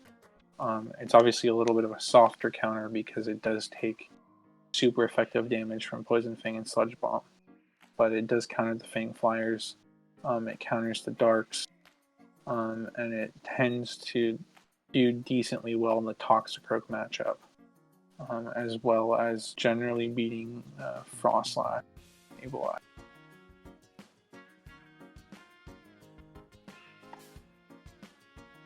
Is there anything? I feel like Azu's kind of straightforward for the most part. Is there anything I missed, guys? I guess we could talk about the usage of Hydro Pump over other charge moves and kind of go over why Hydro Pump is more useful, I think, in this meta than the other two. Yeah, go for it. I just see that using a lot of shields because of the quick Poison Fangs, Aqua Tails, Frenzy Plants, Mud Bombs. I feel that when you're using your shields for those things, especially when the matchups are a lot of super effective charge moves, that Hydro Pump closer can be unexpected, and or you can even bait it out to get them to double shield your Ice Beams. So I find that Hydro Pump was useful in Twilight 1.0, and I find that bar Tentacruel, it's super useful in the current meta as well. Well, and even Tentacruel, Hydro Pump is your best damage option, and Tentacruel's not really gonna shield your charge moves usually. So even though you do lose that matchup to Tentacruel, Hydro Pump does let you kind of pump out the most damage before you go down. Yeah, definitely. If you're able to get there, I think it's a great idea to push for that. Yeah, and like you said, Hydro Pump just hits so hard. Like especially stuff like Skuntank and Alolan Muck that counter Azumarill. Hydro Pump takes a real big chunk of their health. But you are giving up the mirror match. And do a little bit worse against like Umbreon and Sableye, I guess. But again, Umbreon and Sableye aren't quite as popular, so that maybe that's not as much of a consideration. But I think the mirror is a big one. I thought about Ice Beam Hydro Pump moveset because King talked about it for some of the same points that you mentioned. And I was trying it out on the PvP or PvPoke training feature, and just got so frustrated with like switching to an Azumarill and then the AI switching to their Azumarill and the mirror because I didn't have play rough, and that just kind of turned me off from it because that literally just kept happening match after. And with how popular it seems, I don't love losing the mirror. I'm curious. Yeah, I get C9, are you running a Tentacruel or something to discourage your opponent from running Azu to, maybe avoid that mirror? Currently, no. I'm Okay. not running Tentacruel. I really strongly debated Tentacruel and switched it out last second, Twilight 1.0, just because of the ability of it being completely shut down by a single shield. But now that it has Acid Spray, it's such a great choice, especially in a high level situation, because you can bait out the shield with Acid Spray versus Hydro Pump. That I might consider running Tentacruel in a local cup, just for that reason. Yeah, I think that's actually, that's a point we made in the article as well, is Tentacruel is sort of restricted to that closer role in the first time around. But this time, I think you'll definitely see some lead Tentacruels because that Acid Spray, just, really raises the stakes of that sort of shield, or no shield. And then it can also set you up for the Azumarill Hydro Pump at the end. Yep. So I guess the question was, if you do run Hydro Pump, I think Alex threw a question out there on YouTube about if you run Hydro Pump, do you run Ice Beam or play rough? And I think You there's have to run Ice Beam. Yeah. yeah, it's Ice Beam. Azu really needs that faster Ice Beam. Like that quick hitting neutral damage from Ice Beam is pretty important in this cup because a lot of stuff is like pretty frail. Yeah, for the and Fang then- Flyers too, with those poison Yeah. fangs coming out quickly, like you got to be able to keep pace with that with the Ice Beam. Yeah. Well, and also to add, like, Golbat is weak to Ice Beam. And on top of that, the other two Fang Flyers, Venomoth and Dustox, are going to resist your play rough. So to be able to do neutral damage if you don't have Ice Beam, you have to get all the way to a Hydro Pump. And then, again, for those grass types, having the Ice Beam in order to maybe force a shield or threaten a KO is pretty handy. So, in my opinion, in this cup, Ice Beam is the essential move to have. And then Ice Beam's also. I was going to say Ice Beam's also really important for the one shield Toxicroak matchup. Because actually, Toxicroak, I believe, can double Sludge Bomb if you're trying to get to play roughs. Right.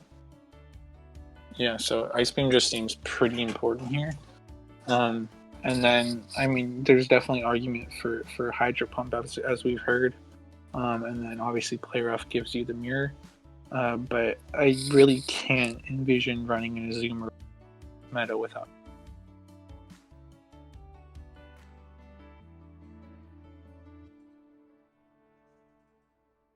You cut out again. I'm assuming you said without Ice Beam.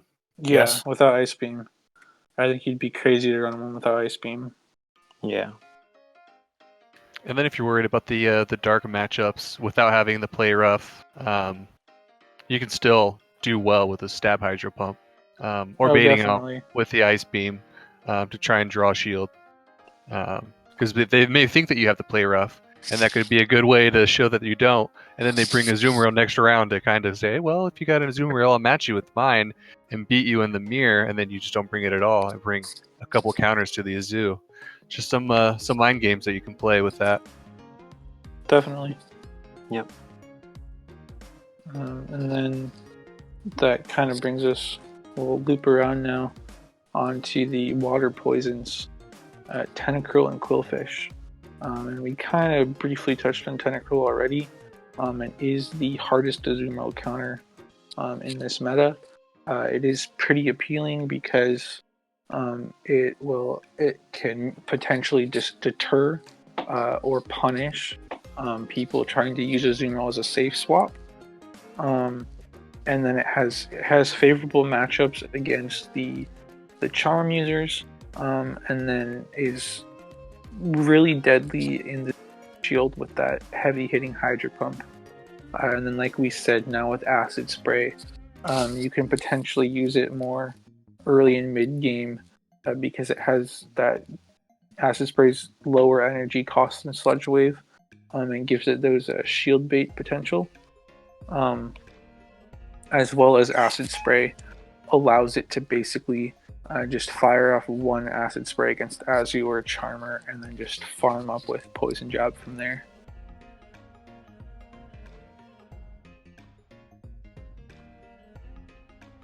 Anything else I missed on Tentacruel, guys?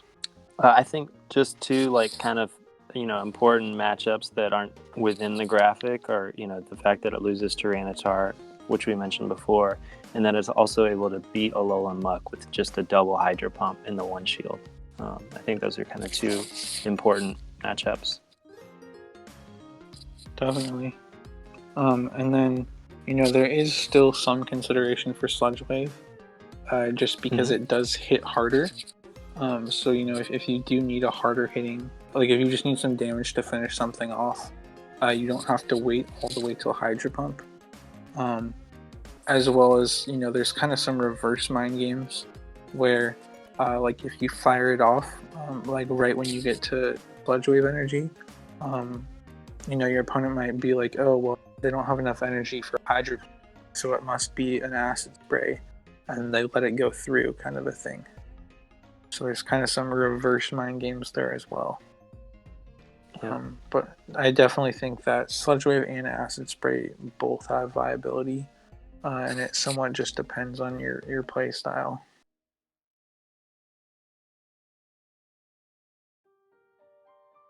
And then Quillfish is the other water poison type. Kind of the big difference between, or there's two main differences between it and Tentacruel, I guess. One is that Quillfish is better in a lead scenario because it has that spammy Aqua Tail, whereas Tentacruel's kind of restricted to higher energy charge moves. And then the fact that it's running a Water Gun, which is kind of a blessing and a curse, because Water Gun does hit most of the meta for neutral damage, which is pretty nice because it can kind of just chunk stuff down with Water Gun and then spam some Aqua Tails for extra damage. But then on the flip side, running Water Gun means it ends up losing the Tentacruel matchup, and it doesn't do quite as well against the Charm users because Water Gun is just dealing neutral. And then the biggest one is that it's not a very reliable Azumarill counter, actually. And this is something that might have been missed in The Sims. A lot of us missed it in The Sims, actually. And then yesterday, Bella pointed out that The Sims on PvPoke for like the one shield are wrong because they have Azumarill baiting with an Ice Beam and then using a Play Rough, and then dying with a bunch of energy. But if Azumarill actually used a triple Ice Beam, it would do a lot better against Quillfish. And so if Azumarill does triple Ice Beam in that one shield, and Quillfish has to bait to win, and if it double Sludge Waves, that It's then a CMP tie. Tristan cut out there, but that's what he was going to say. So double Sludge Wave versus triple Ice Beam is a CMP tie in the one shield there. And yeah, I think another important matchup that Quillfish gets that Tentacruel doesn't get is T-Tar. Is the T-Tar matchup. Yeah. So flipping that, dealing super effective damage rather than not very effective damage with that fast move. Can be big. Definitely. Yeah, and then it just, it can chunk down health from most stuff, especially the frailer stuff like Toxicroak, for example, even Skuntank, like Golbat. It just chunks them down with water can damage.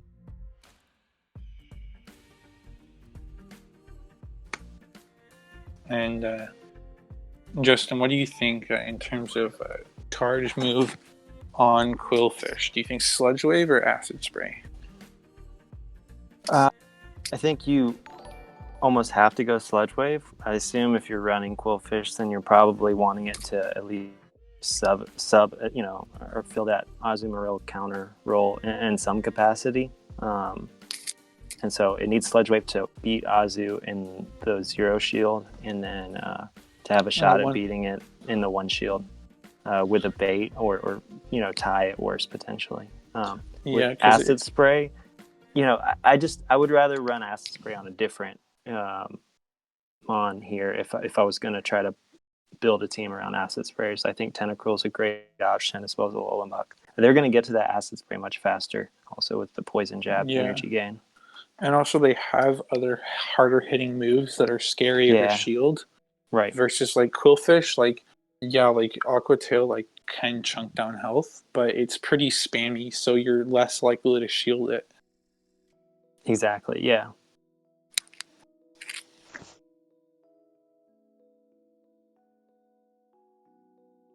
Alright, and then the kind of last category we have is the ghost types. Frostlass is the only one on the graphic, in the main graphic, but Haunter is also quite viable. It just didn't. It made the misfit category instead because it was pretty difficult to fit in, given its kind of matchups with the rest of the meta. and then Sableye makes the honorable mention. So, Justin and/or Mason, do you guys want to talk about Haunter? I'm gonna pass it to Justin for this one. All right. So Haunter is one of those ones. I feel like, I've definitely come across teams. There's always one in like every meta where you can think you have a really balanced team, and then all of a sudden you realize, oh, this there's a hole to Haunter here that I overlooked. And Haunter's one of those ones that kind of is sneaky in that regard. It's the epitome of glass cannon for sure, as we've known from its use in like freestyle.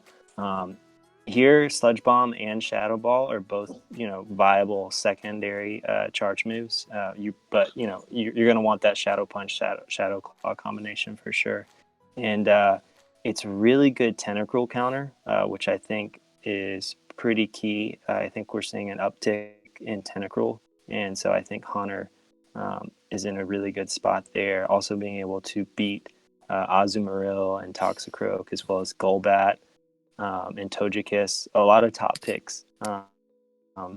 It's definitely going to struggle against, but Shadow Ball still hits really hard. Tyranitar doesn't like taking a Shadow Ball. Right. So it actually ties in the Zero Shield with CMP ties with Tyranitar in the Zero Shield because it can get to that Shadow Ball, and then if it lands it's gonna knock it out. I don't think it's a CMP tie. I think it's just a flat out tie. Oh, is it a flat out tie? Okay. Because I think it's just taking smackdowns, and it's so glassy it doesn't like taking those hard hitting smackdowns. Right. But I think it gets to that Shadow Ball before T-Tar gets to the crunch. Yeah.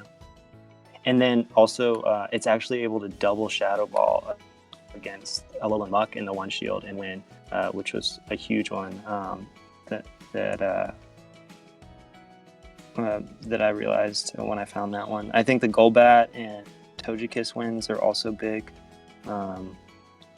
And then Sludge Bomb, it's going to give it a cleaner win against Azu, and then really force a shield from Wigglytuff, as Haunter's able to even beat Wigglytuff in the Zero Shield by landing that Sludge Bomb before feigning to Charm. And also Sludge Bomb is just like slightly faster than Shadow Ball. Right. And with something so glassy, sometimes having that just slightly faster move can help. And I mean, Sludge Bomb does hit pretty hard too. Not quite as hard as Shadow Ball, but like it's pretty close.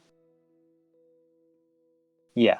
And, it's definitely going to be, a slightly better option against the darks like Umbreon, Alolan Raticate, where, that triple ghost set will get walled a little bit. Right, but like Alolan, like for example, is going to be resisting both the Shadow Ball and Sludge Ball. Right, yeah. Umbreon and Alolan Raticate. Umbreon, yeah. Those are the main two, yeah. Yep, because the Tyranitar is going to also resist Sludge Bomb as well. Yep. So Shadow Ball is really the one, because of the better DPE, that's going to play slightly better there.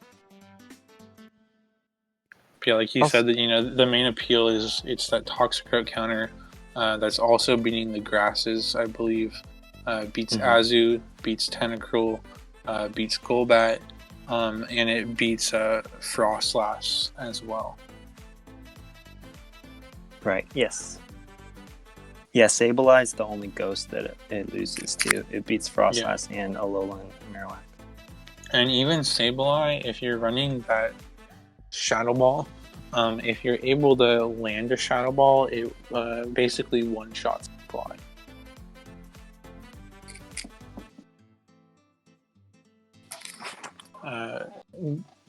Got him. Were you going to mention something? Yeah, I guess I like using Haunter, especially the Shadow Ball variant itself. But I feel like in this cup it kind of doesn't have a good target to land on to farm energy on.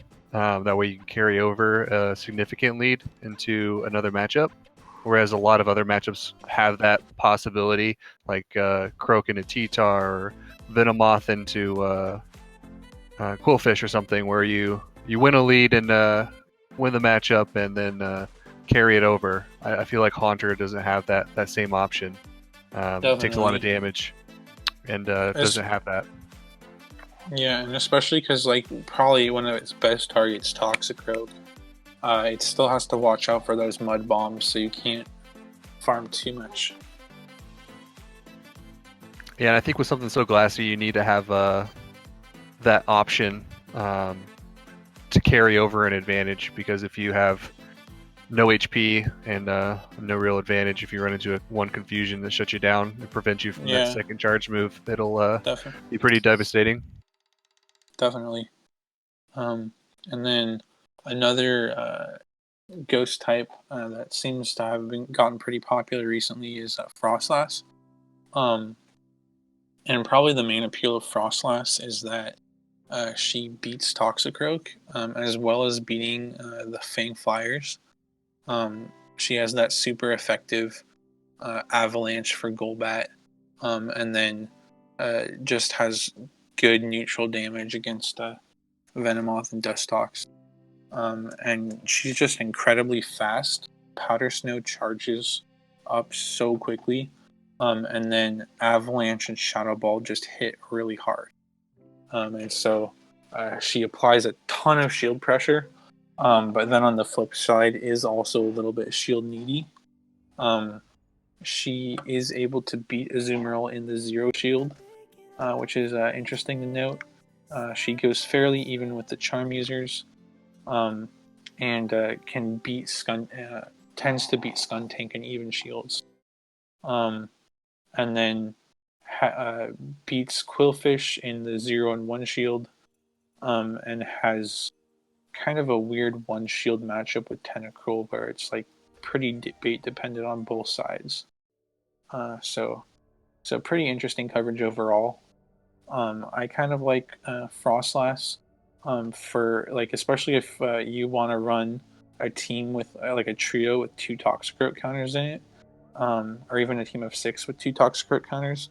I like having Frostlass just because she offers a little bit of different coverage when compared to the Fang Flyers.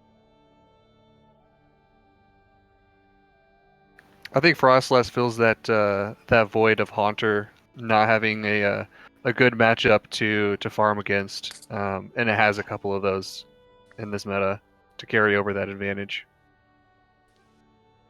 Yeah, the Frostlass is one that can benefit from a lot of practice and good energy management, where if you kind of know where you are in a positive matchup, if you're able to farm even 1 or 2 extra powder snows before firing off that charge move, then when you eventually KO, you can usually go into that next matchup with a little bit of an energy advantage, which can be pretty important. And able to get off another charge move before you go down, kind of a thing.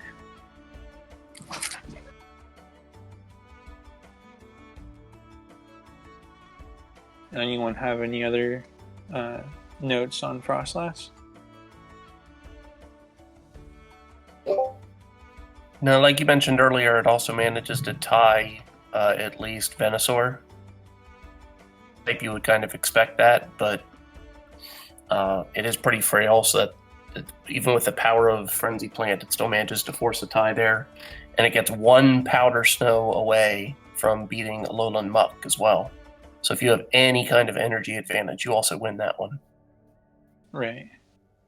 Yeah, and then the other one I mentioned before is the fact that it loses to Victreebel if Victreebel has shields, which is kind of frustrating, the fact that it just gets chunked down by those Razor Leafs.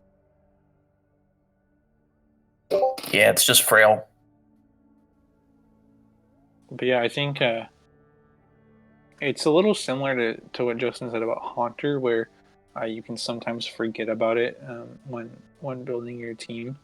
And it's actually kind of funny because I'm running Frostlass in my current team, but for whatever reason I didn't consider Frostlass as like a threat from the opposing team. And so as a result, my team is a little weaker to Frostlass than I would like. I don't think it becomes as glaring as some teams can be to Haunter, but it is kind of in a similar vein.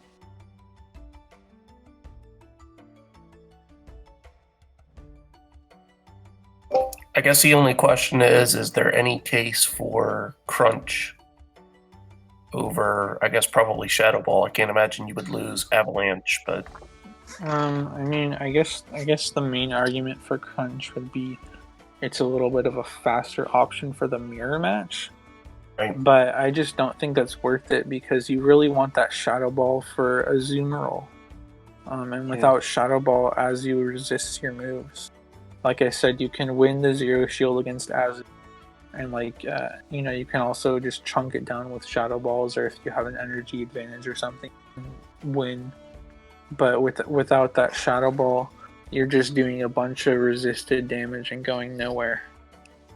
And Stab Shadow Ball is also big in the water poison matchups too. I think that's a big reason Frostlass is able to pull out some of those matchups. Yeah. agreed. I just figured someone would probably bring it up at some point. Yeah, so. yeah. No, it's a good point.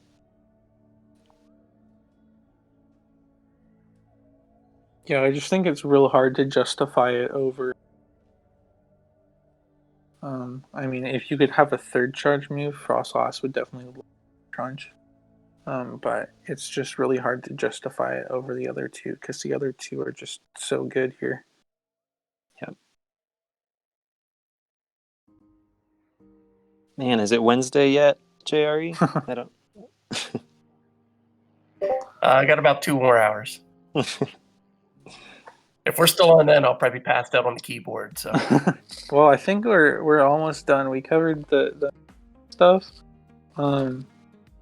Jerry, what are your thoughts on Sableye in this meta?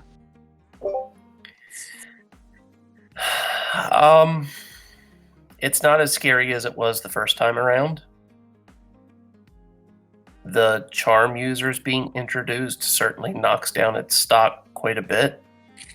I don't know that you'll see a ton of them per se, but on an opposing team of 6 makes it very hard to justify putting in your lineup of 3. I mean, Fairy is its only weakness. Really frail anyway. I think any advantage it has with Power Gem is served by just running Tyranitar. And obviously, it's not a cheap option either. I mean, you have to nearly max it, and that second move is... No, you do have to max it. Right. You're looking for a perfect level 40 is ideally what you want. And then, yeah, that second move is 75,000. And you need both moves on something like that. But Yeah. I think with the rise of Tyranitar and the introduction of the Charmers, see it anymore. Yeah, I think kind of the main appeal of it the first time around was this is in every meta really, is it's the ghost type that beats the other ghost types. But the other ghost types don't seem quite as popular. I mean, yeah, Haunter has use, yeah, Frostlass has use, but they don't seem necessarily as popular. And then, like you said, with Charm, that takes it down a notch. And it also feels to me like the pure dark types are seeing a lot more play this time. Yeah. I feel like we're seeing a lot more Bite Drapion, T-Tar, and Umbreon this time compared to last. So that also takes Sableye down a notch. But it is interesting because it does beat Toxicroak because of that ghost typing, and then it beats the other ghosts, and it also picks up wins over the Fang Flyers. And I think it might, Justin, does it also beat Tentacruel? Yeah, one shield Tentacruel, and then also Quillfish in both 0 and 1 shield. So yeah, I mean, it definitely has some interesting coverage, and that's why we included it in the honorable mentions. But it just seems a little harder. It just seems a little harder to justify running it than all these other options that we just spent the last almost 2 hours talking about.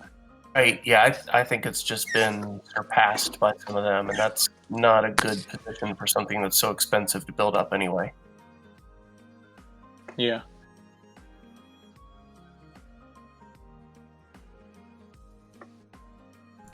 All right, Justin, do you want to justify the Nidoqueen and Kanto Muck that made the honorable mentions? Sure, yeah. So Nidoqueen, it's actually, so it has since acquired like the lower energy cost Earth Power. Some of the, like, Tentacruel as well as the Alolan Muck getting these new moves in the second go around. Earth Power is definitely helpful to Nidoqueen, as it was kind of like relegated to a closer role similar to Tentacruel, but its typing and sort of niche wasn't quite as well defined as Tentacruel that first time. Even here, its typing hurts it a little bit, but Earth Power is definitely useful, allowing it to see a little bit more play in shield scenarios. It actually kind of overlaps quite a bit with Toxicroak, with that ground charge move, which is pretty helpful against the dark poisons, and a lot of the poisons in this meta. Its biggest issue is that it's going to lose much harder to Frostlass and Quillfish than Toxicroak does, and it isn't able to beat Umbreon, although it is able to wall Tyranitar pretty well, resisting the Smackdowns. And then it kind of sits in this funny position where it needs Sludge Wave to either narrowly beat Azu or Stone Edge to potentially beat the Fang Flyers in the Zero Shield. But you can't really bring all three charge moves, and I think Toxicroak with the counter Sludge Bomb, Mud Bomb set just is so versatile that Nidoqueen just sort of gets demoted a little bit to honorable mentions, although it is a pretty interesting pick. And then Kanto Muck? Yeah, so Kanto Muck, it has an interesting moveset in Poison Jab, Thunder Punch, and Dark Pulse. So the Thunder Punch Poison Jab combination lets it serve as that Azu counter. It's a true poison, so it wouldn't have fit conveniently on the graphic. But there are a couple of things, that's why it also got demoted to honorable mentions rather than pushed to the misfits like Haunter, and that's because it's able to counter Grass and Azu like the dark poisons, but unfortunately it's not going to beat the Fang Flyers like the dark poisons are able to do. And then it also doesn't have one of those really like unique wins to sort of set it apart from some of the other poisons. Like Quillfish is able to beat Tyranitar, which is a really popular dark pick, or Tentacruel is able to beat Amok in both the 0 and 1 shield. It doesn't really have one of those matchups. It actually even loses to Golbat in the 1 shield despite having Thunder Punch.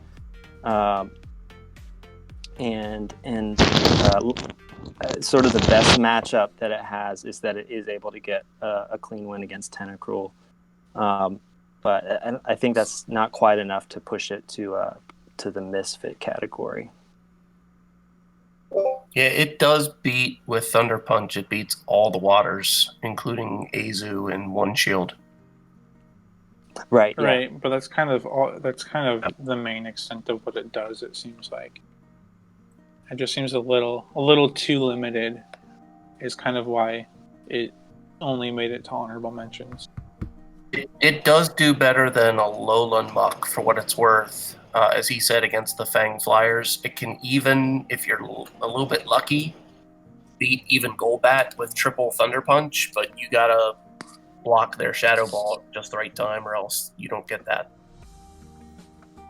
Okay, interesting. And then, not in the graphic, but we also had Shift Tree in the honorable mentions. Jerry, is that something you would feel comfortable discussing, or are you not too familiar with Shift Tree's match? If I discuss it, it's going to be to recommend not using it.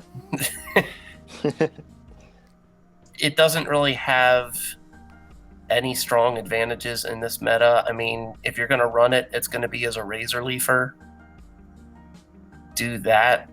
you may as well just run Victory Bell, or Right. heck, even Venusaur with Razor Leaf. I would take over that. So It just Justin, does not hold up very well in this meta, in my opinion. Yeah. Not Justin, nifty so enough. Justin, you noted it as a core breaker. Yeah. What did you? So, so Crawdaunt and Shiftry both kind of fall into that category. I think they, they're very different from the other honorable mentions, which have better matchups across the meta, but just are slightly outperformed by some of the things that made the top part of the write-up and made the graphic. Shiftry and Crawdaunt aren't really even in that category, which is why they're at the bottom of the honorable mentions. And I define them as core breakers because one of the things that really makes Twilight really unique is a lot of other metas like Rainbow, where we had the Quagsor core as sort of the preeminent, threat, and we're trying to break that core. Twilight, there are so many good cores here. Brandon mentioned, a really good 3-line earlier in Golbat, Azu, and Alolan Muk. So, really any Fang Flyer paired with Azu is really strong core that's tough to break. One core that was popular in Twilight 1 and, probably we'll see less run here is Tyranitar and Haunter.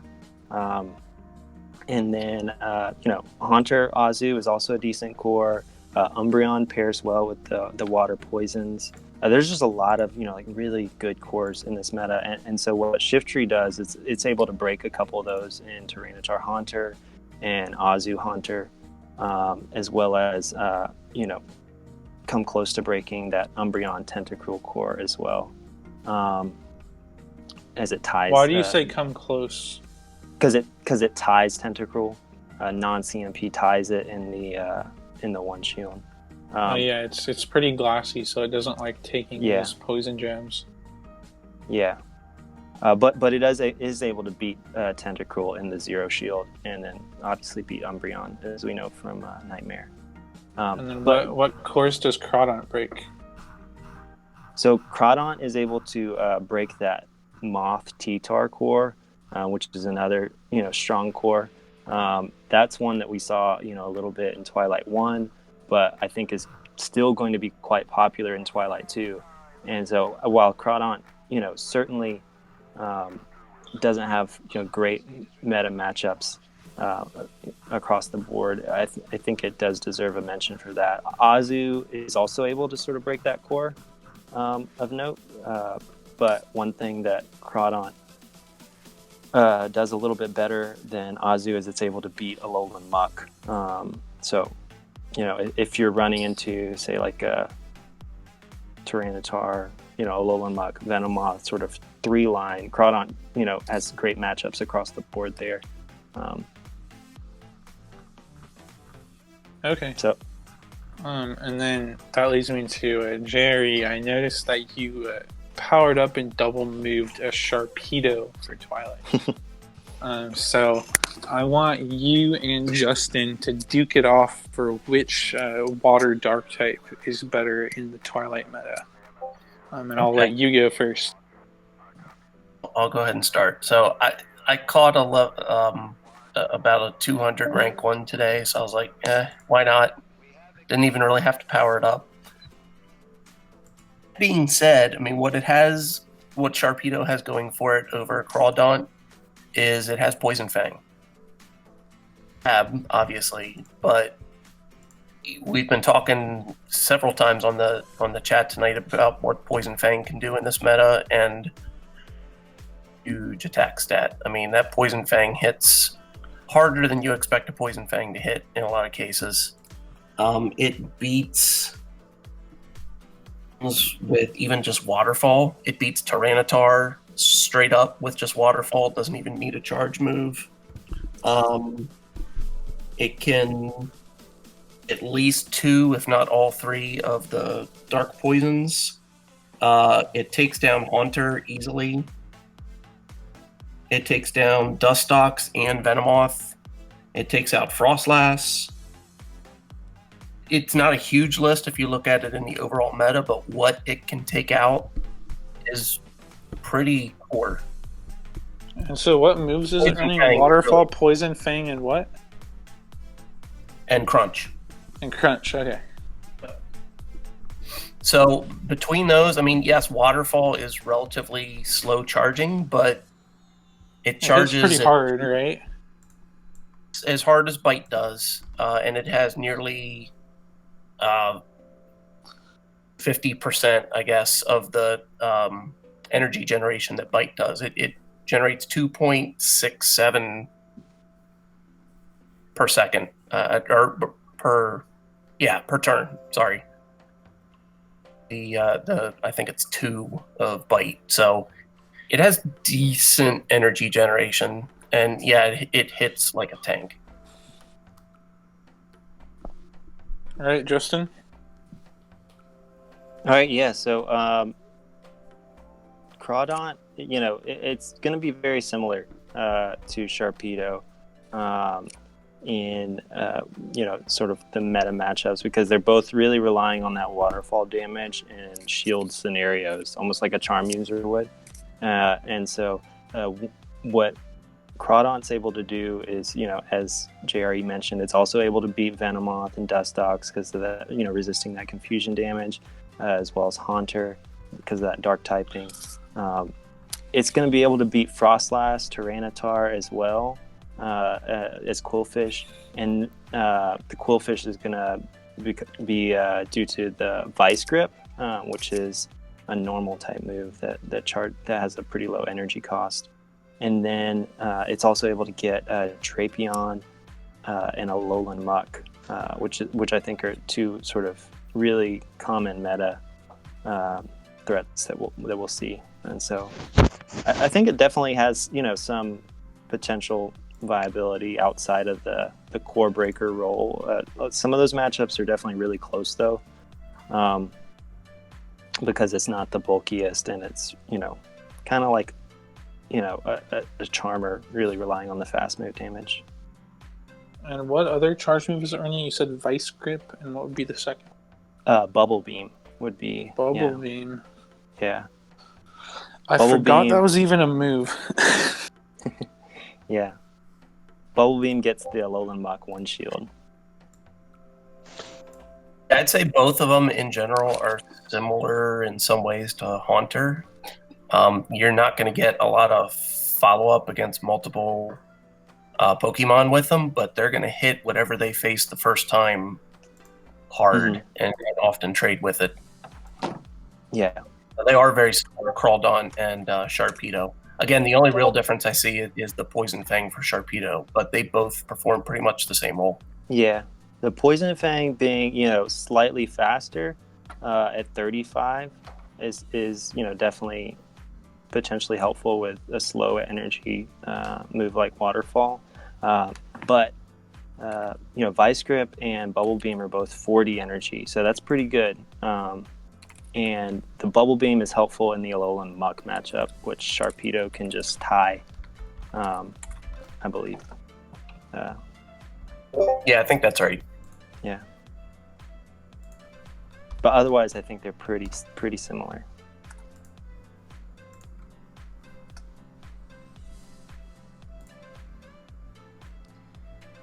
All right, Quartz, can we get a poll here for who people think won that debate? So people can vote as we kind of wrap this up. I can set that up. Give me a second. And then I think the last thing I wanted to touch on before we close this out is Mr. Mime in Gardevoir.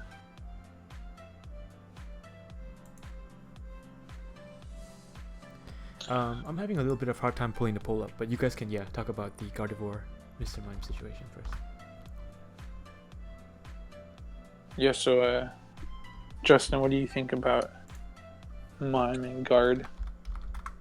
So Gardevoir, and Mime, similarly are both confusion.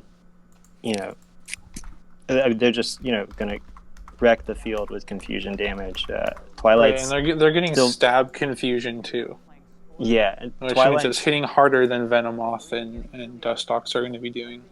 Twilight's a poison heavy meta for sure, and so just having that stab confusion damage is just going to cause a lot of problems for the poison users.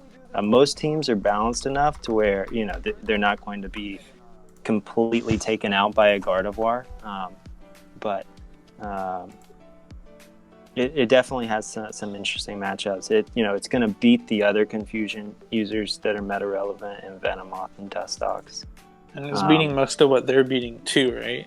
Exactly. Yeah, it's beating most of what they're beating too. Where it sort of loses out is it doesn't have good matchups with the Charmers as Venomoth does, for example, with the Poison Fang, Right. and with that resistance to Charm that Venomoth has. Right. Otherwise, it loses to a lot of the same things in the Dark Poisons, the Darks, Azu, and Frostlass. Right, and then the big problem it does have though is it is weak to poison. Exactly. So it's kind of weird because it's like it's there to beat the poison types with confusion, right. but it also has to be careful because it's weak to poison type damage. Yeah, there might be more, but the big one that I found was Tentacruel, because it's a really bulky poison that's going to be dealing that poison damage right back to Gardevoir. Obviously, it loses to the dark poisons, but in terms of the non-dark poisons, Tentacruel's the one that it has to watch out for. Whereas Venomoth is going to win that matchup. Right. Is there any merit to running Charm on it, or it seems like the other three are better? I think the other Charmers are better. They're bulkier, and Togekiss, for example, has a better charge move set than Gardevoir. Since Charm, what about Return? Charges so slowly. Return is interesting. I actually didn't dive too much into that one, but it would require some trading from a low-level account. Yeah, some extra effort, we'll say. Yeah. All right, and it looks like we have some problems, and we're not going to be able to get the pull up. Yeah, I can't. But sorry we had about that. no worries. But we had comments from the chat saying Jerry Seawolf is arguing that you can nickname Sharpedo Speedo. And but then D-Master Lance was noting that you can name Crawdaddy. So it's a tough decision there. Good stuff. Do you guys have anything else to add? Is that better? Yeah, I think we basically covered Cool. The whole Twilight meta pretty much. Yeah. I know this was a long stream, It is, but yeah. like we said, the meta is pretty complex, and there are, as you guys can see, a lot of viable options. And so we wanted to make sure we did our time and covered them all. Go into detail. Kind of in depth, so that you kind of have a better understanding. But yeah, that's generally the Twilight meta. Yeah, this was the big one because we did the meta discussions for the other formats and we had battles at the end. But this one was meaty enough that we just talk about the Pokemons that are eligible here. Yeah, and we'll probably try to do like a Twilight focused battle stream maybe in the next week or two. For sure. But yeah, just because this one had so much depth, we're not going to get to the battles tonight. All right. But yeah, kind of in other news, have like we mentioned on Twitter, we have partnered with Lured Up and are starting our own podcast. We recorded a couple mirror themed podcasts already that will be released through Lured Up later this week. I think there's one on Skuntank moveset that we mentioned, one kind of on the general meta, and I can't remember what else we covered at this point. But you can look out for those. And then, like we also mentioned, we just teamed up with Elite Four TV.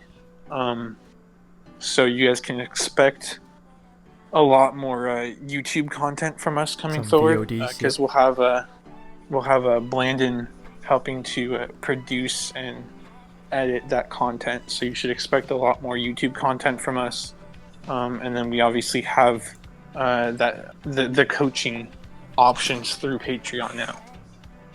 Yep. So we had someone join in our champion tier on stream earlier. So Chief Buddington, pledged on Patreon on our newest tier.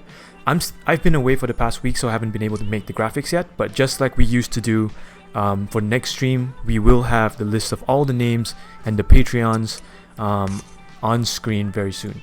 But I'd like to do a couple of huge shout outs for our champion supporters, because we just had our this new tier out very recently, and we've got huge support.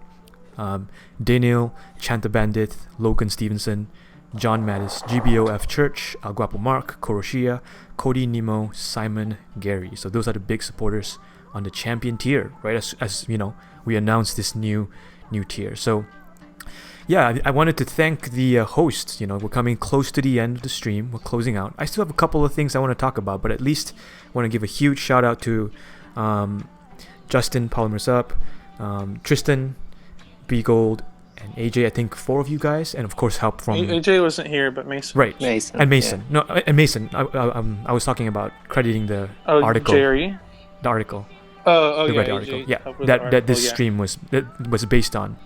And then AJ is not here, yes, but his art is on stream for the whole night. His beautiful drawing. So if you guys want to give him compliments, hit him up, Squawk on Twitter.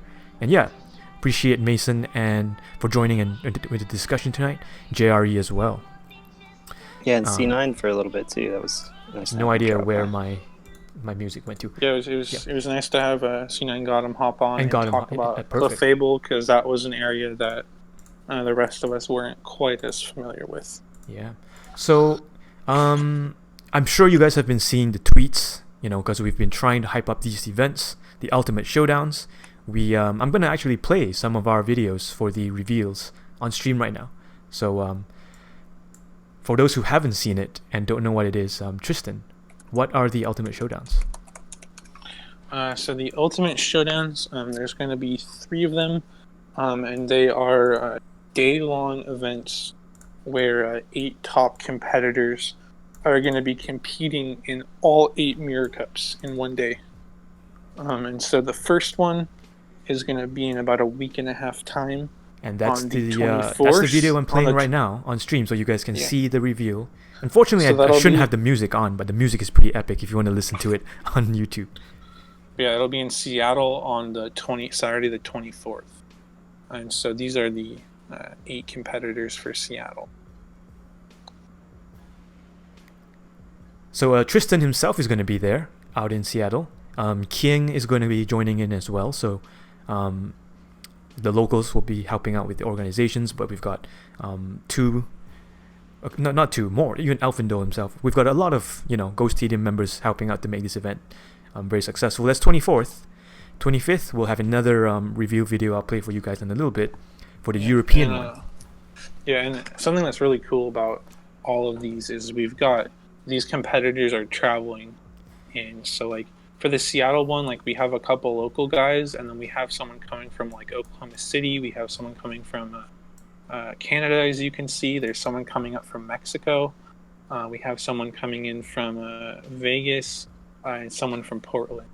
So it's really cool that some of these top competitors are willing to make the trek to come and put on a show for the rest of us, and really show the top level of talent there is in PvP, and demonstrate how PvP is an esport.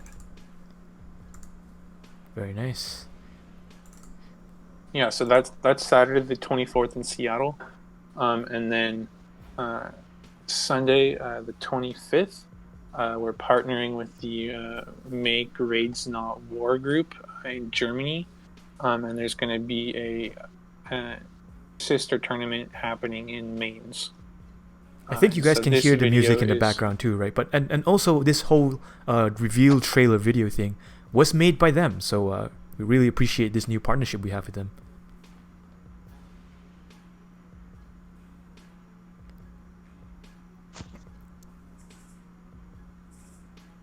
Yeah, as you can see by the global rank of these players, it's going to be some really top level competition. Yeah. it's no joke, like the level of talent that's going to be on display. And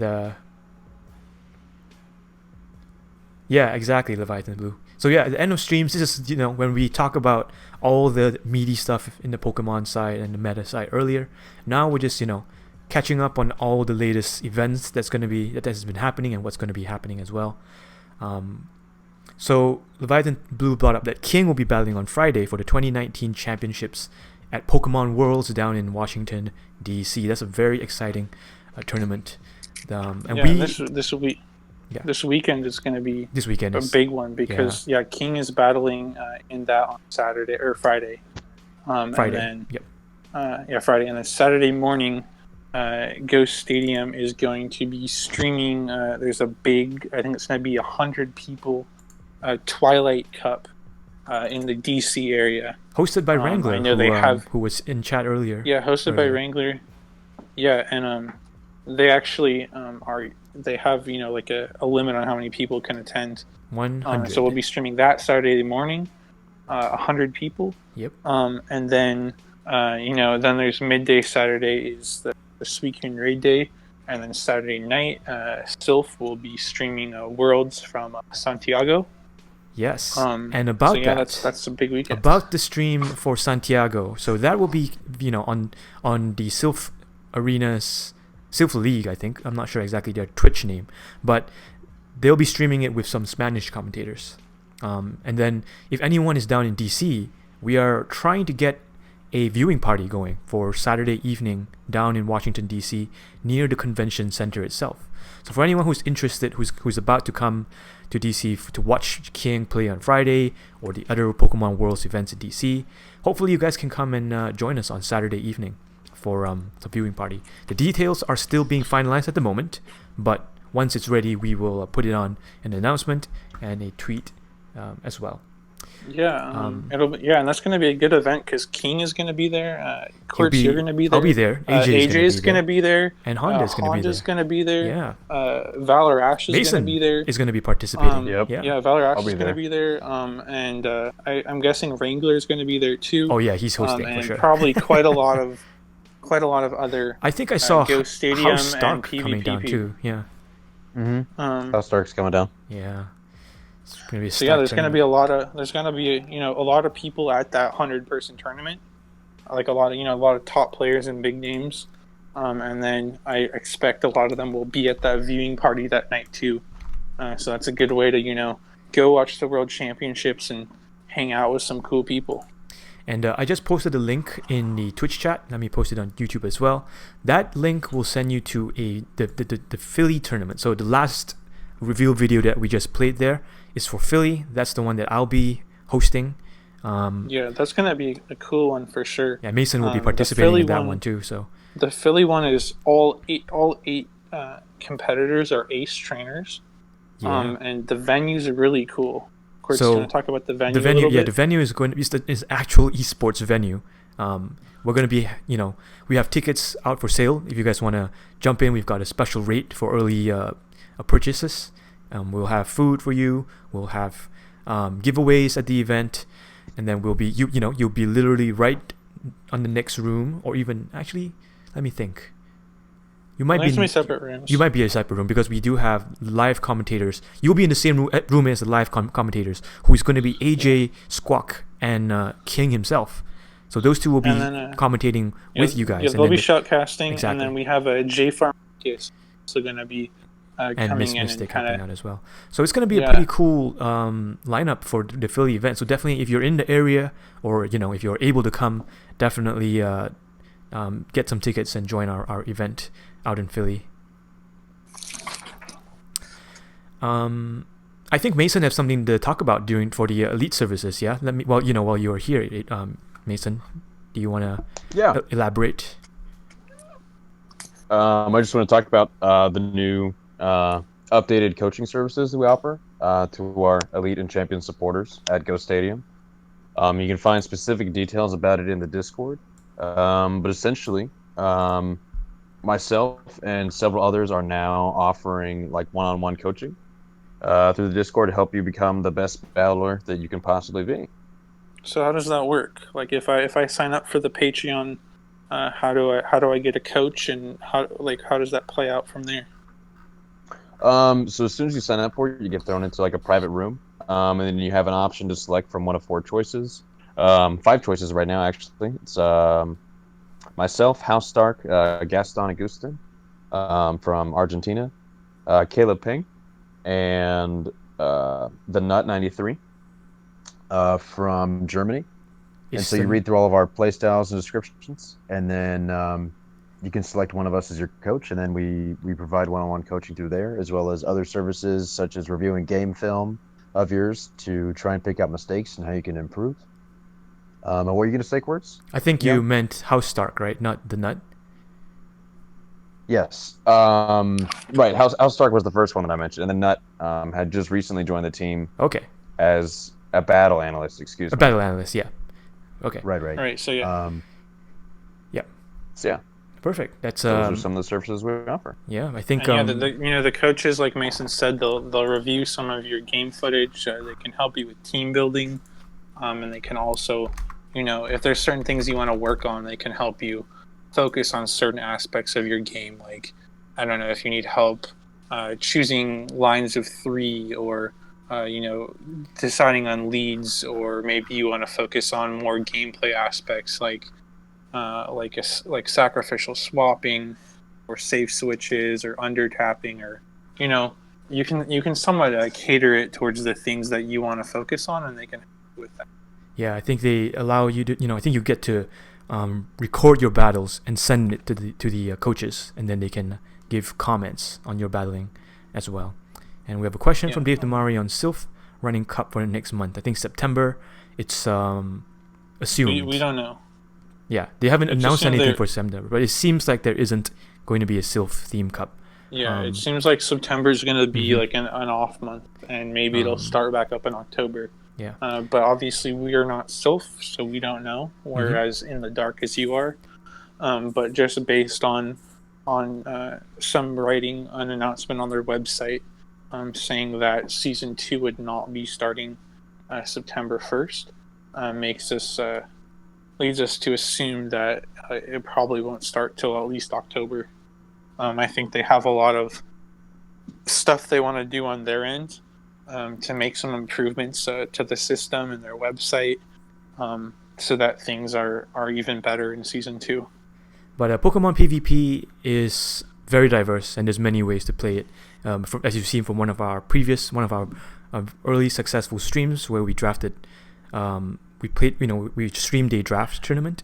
I'm sure that even with Sylph downtime, battlers will find a way to enjoy the game, right? So Yeah, in the downtime, we'll give some time to maybe save up some Stardust, focus on your fundamentals, and like Court said, there's options for draft or other formats to pop up. Yeah, I know the Safari Zone in Montreal.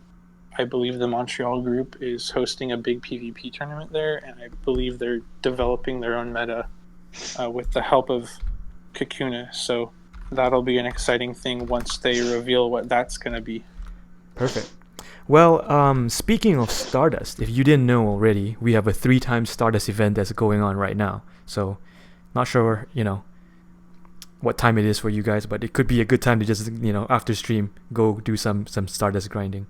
We're going to be ending the stream now. We're going to give a raid, just as we always do, to come to community. Styx10 apparently just went live with some battling. He's grinding dust at home and doing some battles. I think there was a spoofer that's streaming earlier. I wasn't sure. So I had to be very careful about who we host. But we do trust Styx10. Gonna go give him a raid, so go support his stream there. A huge number of content creators are coming over to Twitch as well. If you guys have been looking on our hosts, you can see that we've been hosting J-Farm. King himself has been coming on. So it's nice to see the content expanding here on Twitch as well. Yeah, I know Zionix on. Zionix been, they he's call me one of Jake the early. has been streaming. I think Jay Devon is moving over to Twitch. That's perfect. And maybe a few others. So yeah, it's cool to see a lot of the PvP content creators making that jump over to Twitch. so we can kind of all and of support course each other on Twitch. And obviously, also the other thing is, if you are one of our subscribers, you can go use our cool emotes on their streams. Link your Twitch to Discord. You can use the emotes even on the Discord. And of course, we don't forget you, the viewers on Mixer and YouTube as well. So we're gonna call it the end of stream here, guys. But tune in for another stream. Hopefully before Worlds, we are working on another cool idea. Otherwise, there will definitely be a stream on Saturday morning, East Coast time, for that big Twilight tournament. So thanks for watching up, and we'll see you next time.